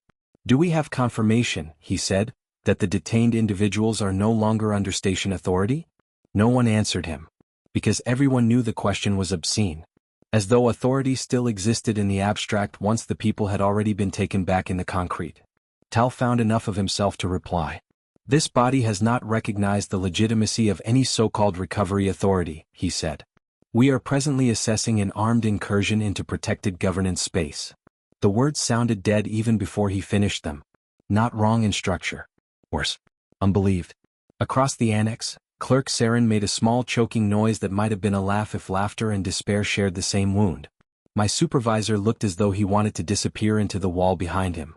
The archivist, standing rigid beside my desk, did not react at all.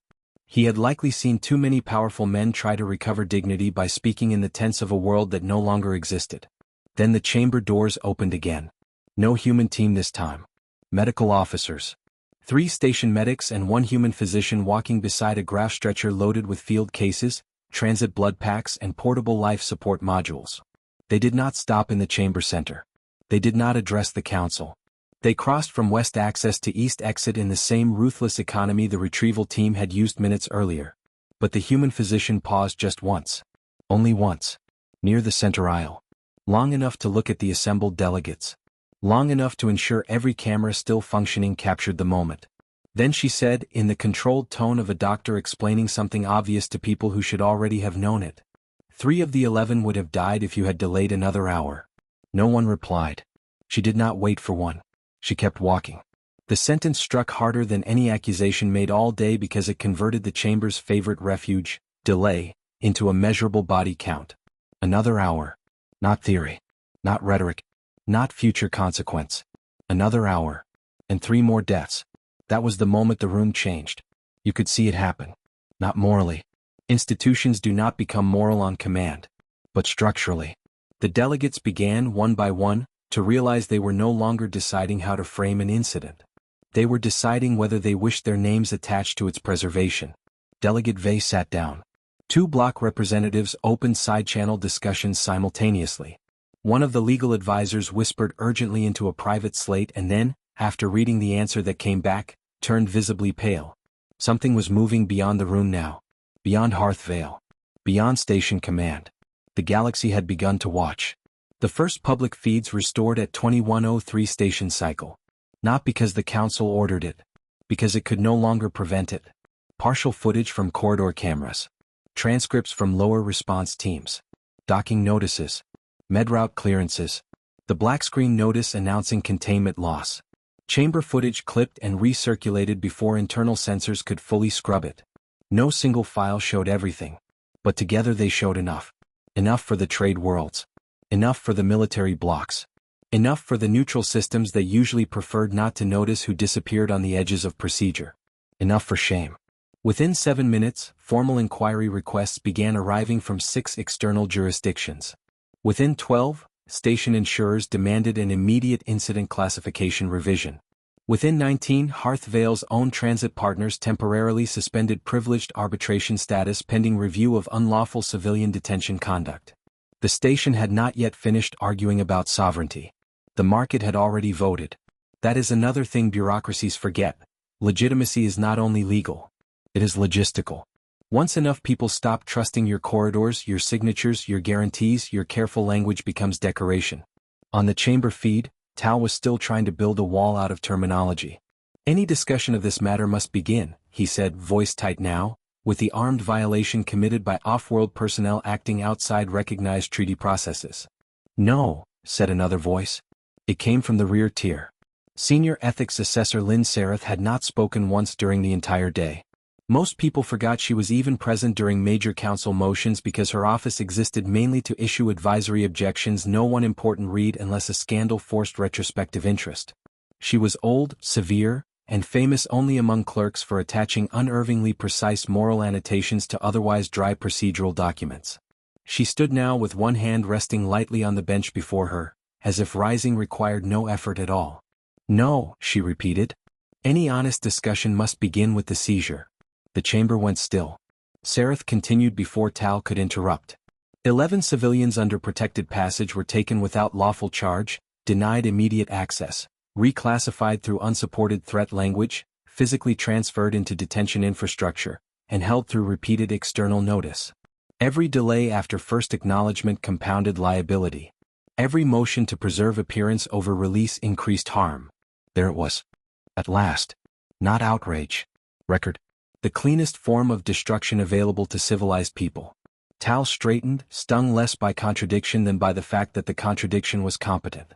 You are out of order. Sereth turned her head toward him with the stillness of a blade deciding whether effort is necessary. No, she said. Order is what you have damaged. I felt the archivist beside me exhale very slowly. He knew as I knew, that the chamber had finally produced the one thing the day had been missing. An internal voice willing to name the crime before outsiders named it for them. Sereth requested immediate floor recognition. For once no one denied it. Perhaps because the chamber sensed instinctively that denial now would only deepen the ruin. Perhaps because some of them still hoped a precise enough condemnation might reduce the size of what was coming. They were wrong, but the instinct itself was understandable. She stepped into the speaking line and activated no projection aids. No data columns. No legal graphs. No decorative charts of jurisdictional history. Just her voice, carried cleanly by chamber acoustics designed for authority. I am entering emergency ethical review into record, she said. And I am requesting full preservation of all files associated with detention authorization, route transfer, med delay requests, species classification amendments, and advisory motions introduced after initial human contact. She let the list settle. Then.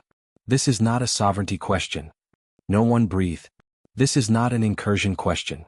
Silence held. This is a custody question. And every species in this chamber knows the difference. The words moved through the room with the cold force of inevitability. Because that was the truth Tal and the others had spent all day trying to bury beneath procedural fog. If the event could be reframed as military violation, then Hearth Veil remained a victim of excessive response. But if it remained what it actually was, a custody event, an unlawful taking, then everything changed. Custody events are personal. And personal crimes strip abstract power of its camouflage. Sereth looked across the delegates one by one, forcing each to occupy their own face while she spoke. They warned us, she said. Repeatedly. They identified the detainees. They specified urgency. They offered return before force. We answered with process, not because process was necessary, but because delay preserved the vanity of those who preferred not to admit wrongdoing in time. Her eyes moved to Tal, though she did not name him. That vanity placed civilians into surgical priority. No one in the chamber could survive that sentence cleanly. Outside, the restored feeds were already fragmenting her speech into quoted lines. I could see them appearing in adjacent windows. Market boards, legal channels, public commentators, species analysts, independent relays, all pulling pieces into wider circulation faster than the council could possibly contain. This was how myth became public law. Not all at once. Through quotable truth. Tal made one final attempt. You are inviting panic. Sareth answered instantly. No. I am inviting memory. The archivist closed his eyes. Not from grief. From recognition. For the second time that day, some old line from buried history had returned wearing a living face. The chamber no longer belonged to the people who had governed it. It belonged to the person willing to say what the record would later need. Sareth requested that Article 0 be entered into emergency discussion under recurrence conditions. The phrase detonated across the room. Several delegates reacted before they could stop themselves. One actually muttered "no" into an open chamber mic, and the sound carried through the feed with humiliating clarity. Another reached for a mute key too late. Tal's face changed in a way that told me he knew the phrase, if only by rumor. So the old warning had not been as forgotten as everyone pretended. Only avoided. Denied, Tal said sharply. That article is not in active civic use. Because previous powers found it embarrassing, Sareth replied. Not because it ceased to be relevant. She turned toward the recording core. Enter this into chamber record. Buried caution is not invalid caution. Then she did what no one else that day had possessed the courage to do. She read from memory. Not the whole article. Not the sealed case lines. Only the standing guidance that mattered. If separation has occurred, reverse it immediately. Delay increases response scope. Return the taken intact. Return them fast. Hearing those words aloud in the chamber did something that arguments had failed to do. It placed Hearth Veil in a lineage. Not of rulers. Of repeat offenders. The delegates knew it. You could see it in the way some of them suddenly became very interested in future phrasing, in private counsel, in how quickly they might distance themselves from motions they had supported only an hour before. Political courage is rare. Political evacuation is common. The motions began almost at once. Suspend Marin Tal's floor authority pending investigation.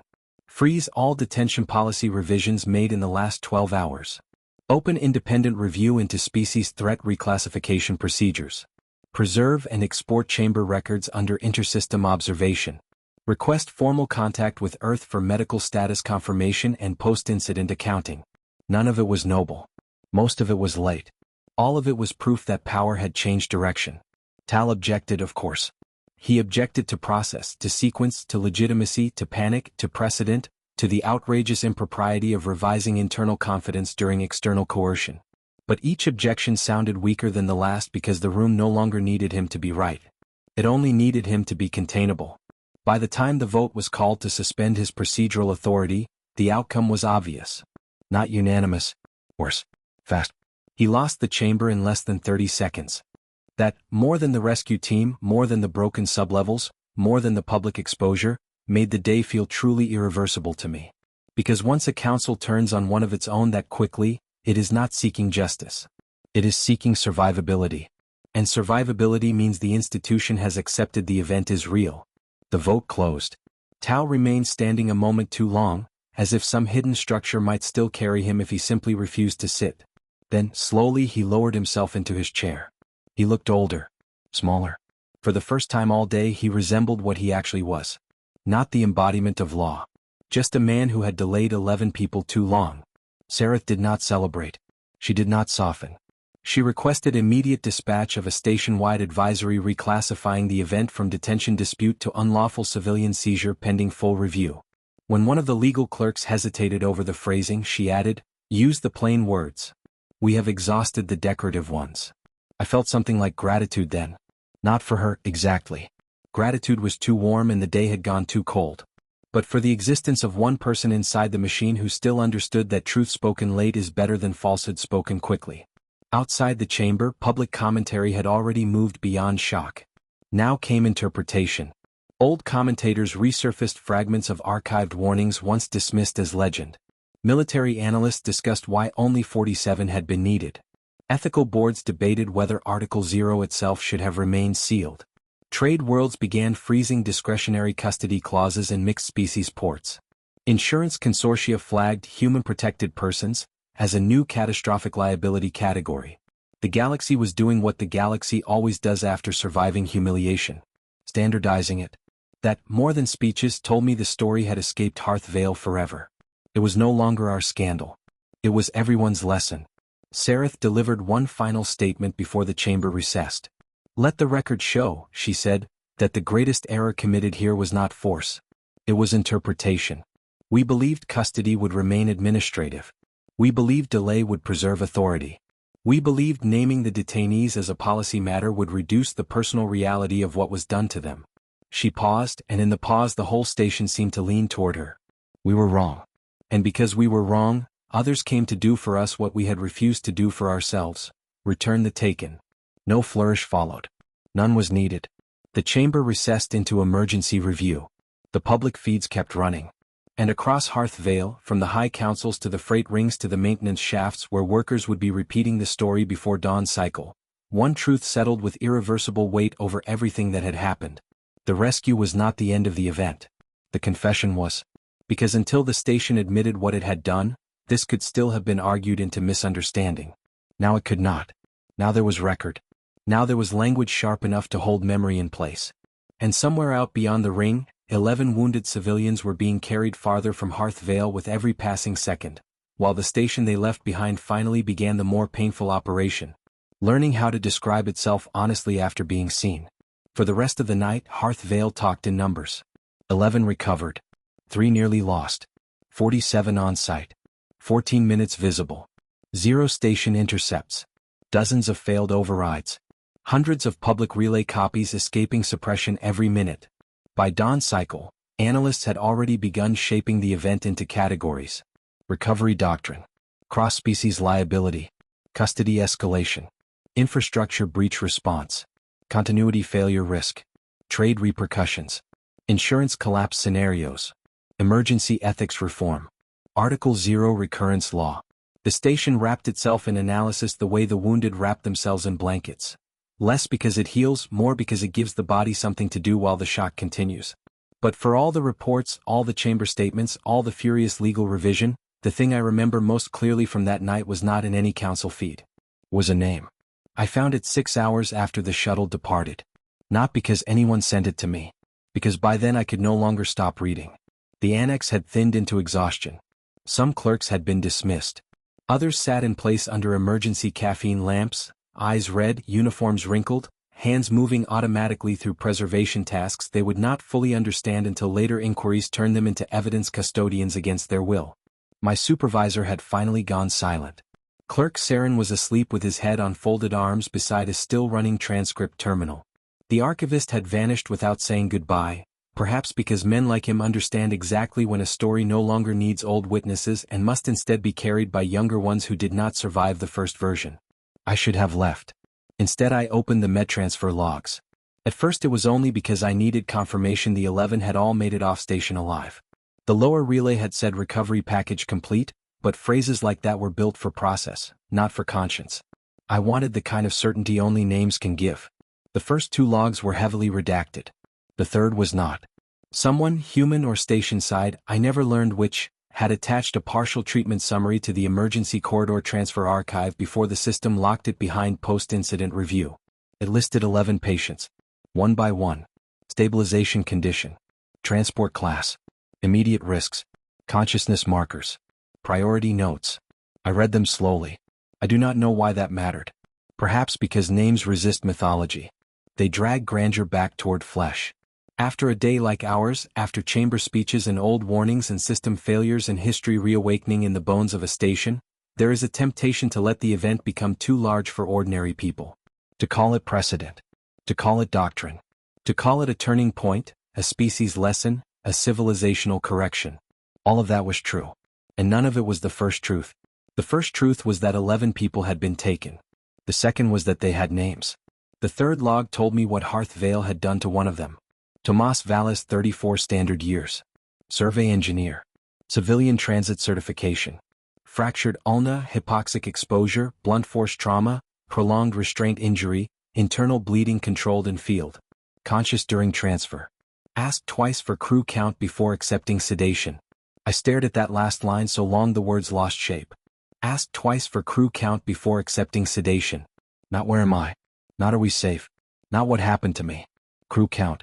That was the kind of detail no official speech would ever carry, and because it would not, it mattered more than speeches. I kept reading. Leanne Mercer, ship medic. 49 standard years. Cervical laceration, concussion, dehydration, soft tissue trauma. Refused pain suppressant until others were triaged. Nadia Ree, agricultural education liaison. 28 standard years.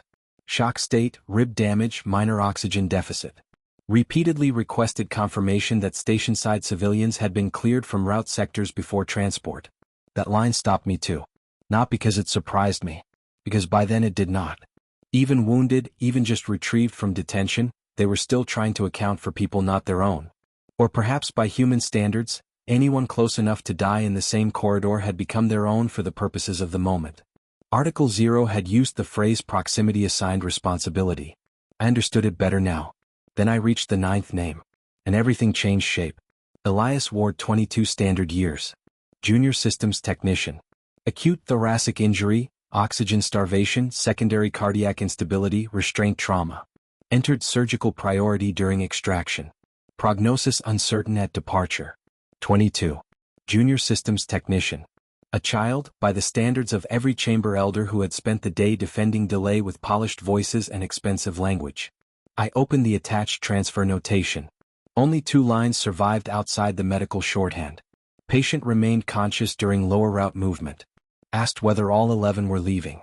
I leaned back from the terminal and covered my mouth with my hand. That was the moment the whole event stopped being grand. Or rather, it remained grand, but the grandeur cracked open and the thing inside it was grief. All day Hearth Veil had been speaking about the humans as if they were principle-made flesh, relentless, disciplined, historically dangerous, impossible to bargain with once obligation had been triggered. And maybe that was true. Maybe that was what civilization saw from the outside. But on a medlog written in haste by people trying to keep blood inside a 22-year-old body long enough to get him home, the truth looked simpler. He only wanted to know if all 11 were leaving. Not whether the station had been punished. Not whether the council had fallen apart. Not whether history would remember. Whether all 11 were leaving. I thought of the line the archivist had quoted from the Davenin collapse. We thought they wanted revenge. They only wanted them back. Now, staring at Elias Ward's treatment notation, I understood that line more completely than I had in the chamber. Recovery is terrifying from the outside because it looks larger than proportion. From the inside, it probably feels small enough to fit into one injured thought. Did everyone get out? I searched the updated outbound shuttle logs until I found the final departure medical sync. 10 confirmed stable. 1 in active surgery during transit. No fatalities at departure. Destination classified. No fatalities at departure. It should have relieved me. It did, but not cleanly. Because relief after such a sentence carries its own guilt. A whole station had spent the day wagering delay against bodies, and now I was grateful not for justice, not for truth, not even for the successful destruction of a lie, but for the fact that one 22-year-old technician had still been alive when the ship cleared our orbit. That is the humiliating power of specific human survival. It shrinks every ideology around it. At 4:12 dawn cycle, an external medical acknowledgement arrived through the same impossible routing chain the earlier human messages had used. The annex almost missed it because by then half the staff were too exhausted to trust anything that entered a terminal without recognizable clearance. I opened it because I had become, somehow, the clerk for impossible messages. The note contained no greeting, no ceremony, no accusation. Just an update. All 11 are alive. 3 remain critical. No reply required. That was all. I read it once, then again, then a third time because part of me had become convinced the day itself could not end without taking at least one final payment in blood. All 11 are alive. Across the annex, I heard someone begin crying softly. Not loudly. Not theatrically. The quiet crying of a person who has been holding their breath through history and only now remembers breathing was optional. I did not look to see who it was. Instead I looked back at the list of names. Tomas Valles, Ian Mercer, Nadia Ree, Elias Ward, and the rest. 11 names that Hearth Veil had tried to turn into custody categories, then leverage units, then procedural burdens, then public embarrassment. But they had remained stubbornly what they were at the start. People. That was why everything else had happened. Not because humans loved war. Not because they had ancient blood myths buried in their bones.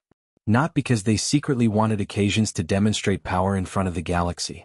Because people had been taken. And because among humans, that fact appears to rearrange the hierarchy of all other concerns. Later commentaries would say the event changed trade law.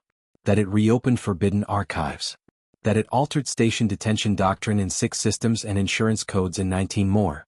That it formally reintroduced Article 0 into restricted ethics training. That it destroyed Marintal's career and turned Lynn Sereth into an unwilling public conscience for a generation of frightened administrators. All true. But when I think back on Hearth Veil now, after the inquiries, after the speeches, after the rewritten charters and the public humiliations and the long years in which everyone pretended they had always known detention was impossible to justify once the first warning arrived, I do not first remember policy. I remember Elias Ward. 22. Chest full of failing air. Still conscious enough to ask if all 11 were leaving.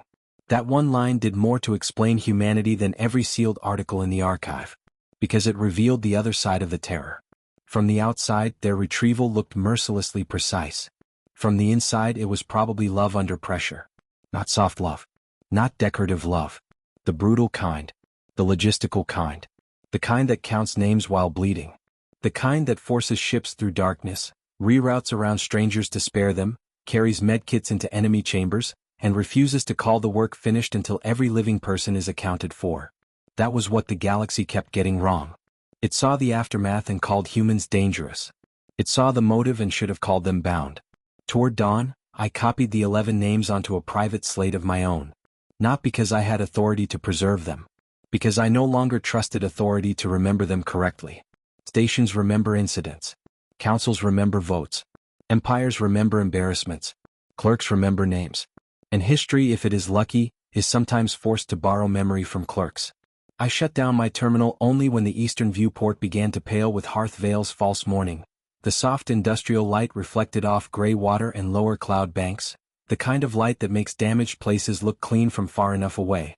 The station was quieter by then. Not healed. A place can survive an event and still remain visibly altered by the knowledge of what it almost became. Hearth Veil had learned that in one night. Its corridors still stood. Its rings still turned. Its council still existed. Cargo would move again. Trade would resume. Systems would be patched. New procedures would be written. New officials would swear the right lessons had been learned. But under all of that, something permanent had shifted. Because now, whenever anyone on that station spoke too casually about custody, about delay, about protected detention, about soft leverage and temporary holds and manageable species pressure, there would be names beneath the language. 11 of them. And one of those names would always be 22 years old.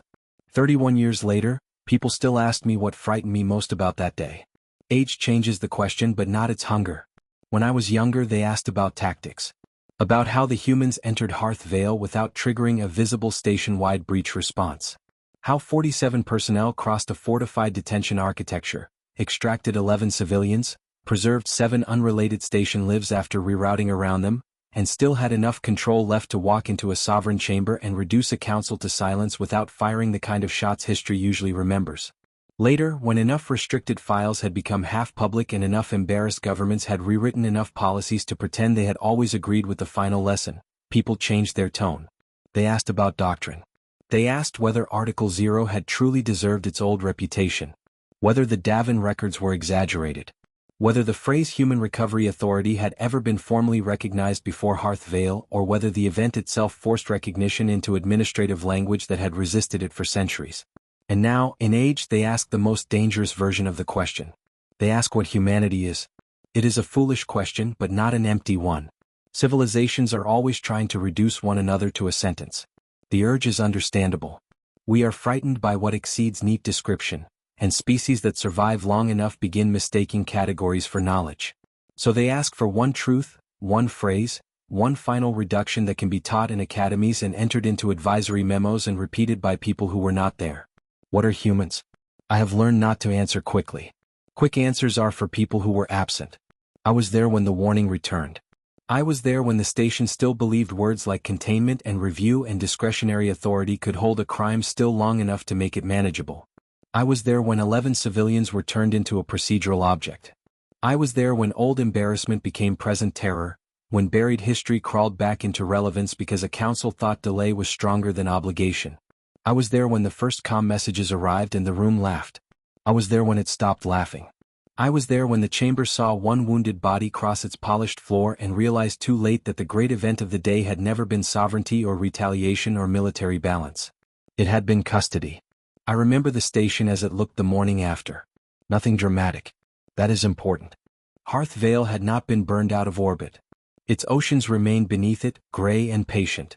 Dock traffic resumed in partial lanes. Maintenance crews patched the lower routes. Emergency med units restocked. Chamber personnel changed shifts. Merchants argued about losses. Analysts filled public feeds with the usual post-humiliation industry of explanation. Even Marin Tao, suspended and later indicted, still existed for a while as a man walking through halls that no longer respected his shadow. The station survived. That too was part of the lesson. Because lesser storytellers would have preferred a cleaner ending. Fire. Ruin. Annihilation obvious enough to flatter the moral imagination. But history rarely arranges itself for dramatic simplicity and humanity. This was the truth the galaxy spent too long refusing to face. Did not come to Hearth Veil to create legend from ash. They came for 11 people. Once the 11 were in motion home, the rest became accounting. That is why the event endured. Not because it displayed unbounded force. Because it displayed bounded force with terrifying clarity. Every species understands rage. Rage is common. Rage is noisy. Rage burns wider than intention and often destroys its own meaning in the process. Even cruelty in its vulgar forms is easy to understand. It loves theater. It leaves signatures. It mistakes visibility for power. What frightened the old powers, and still frightens the honest ones now, was that humanity looked nothing like that when it moved for its own. It became narrower, colder, more exact. As if attachment, once violated, did not produce madness but focus. The restricted reviews written after Hearth Veil eventually found their way into ethics instruction, command advisories, interspecies treaty appendices, and the insurance language of worlds far wiser than ours. I have read most of them. Some are clever. A few are honest. Nearly all are too long. Bureaucracies always answer humiliation by producing paperwork heavy enough to resemble wisdom. But every truly useful summary still circles the same center. The humans were not the strongest species in known space. They were not the oldest, not the most numerous, not the most technologically elegant, not the most politically unified, not the most naturally suited to the vacuum-dark indifference between worlds. What they were, what history had been trying to say in fragments for centuries, was this. They were a species in which responsibility could become stronger than self-interest. That is a dangerous thing. Dangerous in the way all deep loyalties are dangerous. A state may calculate cost. A market may calculate risk. A fleet may calculate odds. A species built, however imperfectly, around the reflex that the taken must be returned calculates differently. This is where outsiders usually misunderstand me. They hear praise where I mean warning. I do not romanticize humanity. I watched the lower route recordings eventually. Not all of them survived review, but enough did. Enough to know the work below the station had not been soft. Enough to know the 47 carried scars before they ever reached us and likely acquired more after leaving. Enough to know that the body's Hearth Veil returned to orbit.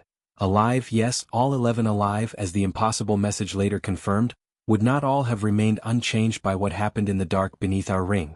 I also know the station officers who stood in those corridors encountered not abstract justice but its physical instruments. Broken route control. Disabled weapons. Precise incapacitation. Fear inserted into systems that had relied too long on the assumption that no one would move faster than procedure. Human recovery is not gentle. It is simply selective. That difference matters more than most civilizations are prepared to admit. Because selective force implies hierarchy of purpose. It implies there are things the humans will spare, things they will bypass, things they will preserve even under pressure, and things they will remove without hesitation when those things stand between them and the return of their own. It implies thought under stress. memory under violence, limits that remain limits even when they are no longer convenient. That is not moral innocence. It is something more consequential. Control in the service of obligation. The galaxy mistrusted Article 0 for generations because it sounded primitive when reduced to rumor. Do not touch humans. Do not take them alive. Do not separate them from what they claim. The phrases circulated in academies and barracks like folk curses stripped of explanatory dignity, and so the arrogant continued to mistake them for superstition. But the article had never been primitive. It had been concise. There is a difference. Concise warnings offend sophisticated people because they imply the lesson is simple enough to fit into one sentence and therefore embarrassing enough to have been avoidable. Sophisticated powers prefer complicated disasters. Complication preserves self-respect. If the chain of failure is long enough, any one actor can hide inside it and call the outcome tragic instead of chosen. Hearth Veil destroyed that refuge. Because the event, when stripped of all language that came later to soften it, was painfully simple. 11 people were taken. They were told to wait. The waiting ended. The 11 were returned. The station that delayed them was forced to remember itself honestly. Everything else was commentary. And so, when they ask me now what humanity is, I tell them a story instead of giving them a theory. I tell them about Tomas Valles, who asked for crew count before sedation. About Leanne Mercer refusing pain suppressant until others were triaged. About Nadia Ree wanting station civilians cleared from the route even while injured. About Elias Ward, 22 years old and barely holding consciousness inside a failing body, asking only whether all 11 were leaving. That is the answer. Not because 4 names can define a species. Because those names reveal the current that runs underneath the rest. From the outside, the humans on Hearth Veil looked like disciplined threat. From the inside, they were behaving in exact proportion to a belief so deeply held it had become operational instinct. No one gets left behind if movement is still possible. Other species have versions of that sentiment. Of course they do. We all speak beautifully about loyalty in peacetime.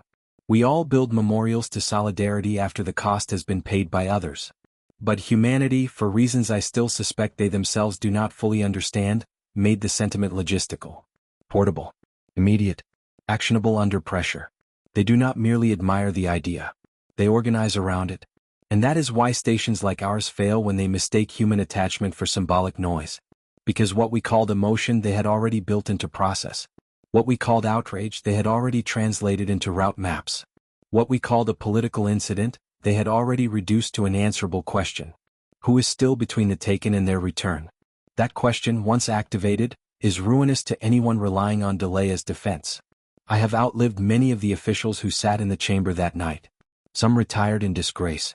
Some rebuilt themselves elsewhere under softer titles.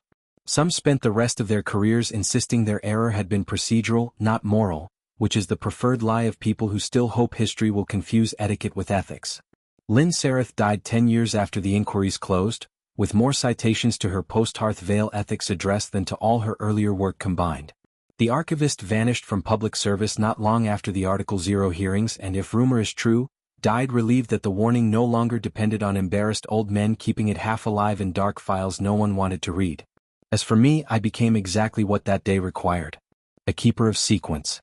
Not a hero. Not a victim. Not even a proper historian by training. Only a clerk who was present when paperwork failed to contain truth. That is enough. It is enough because memory, if kept accurately long enough, eventually becomes culture. And culture, repeated carefully enough, becomes reflex.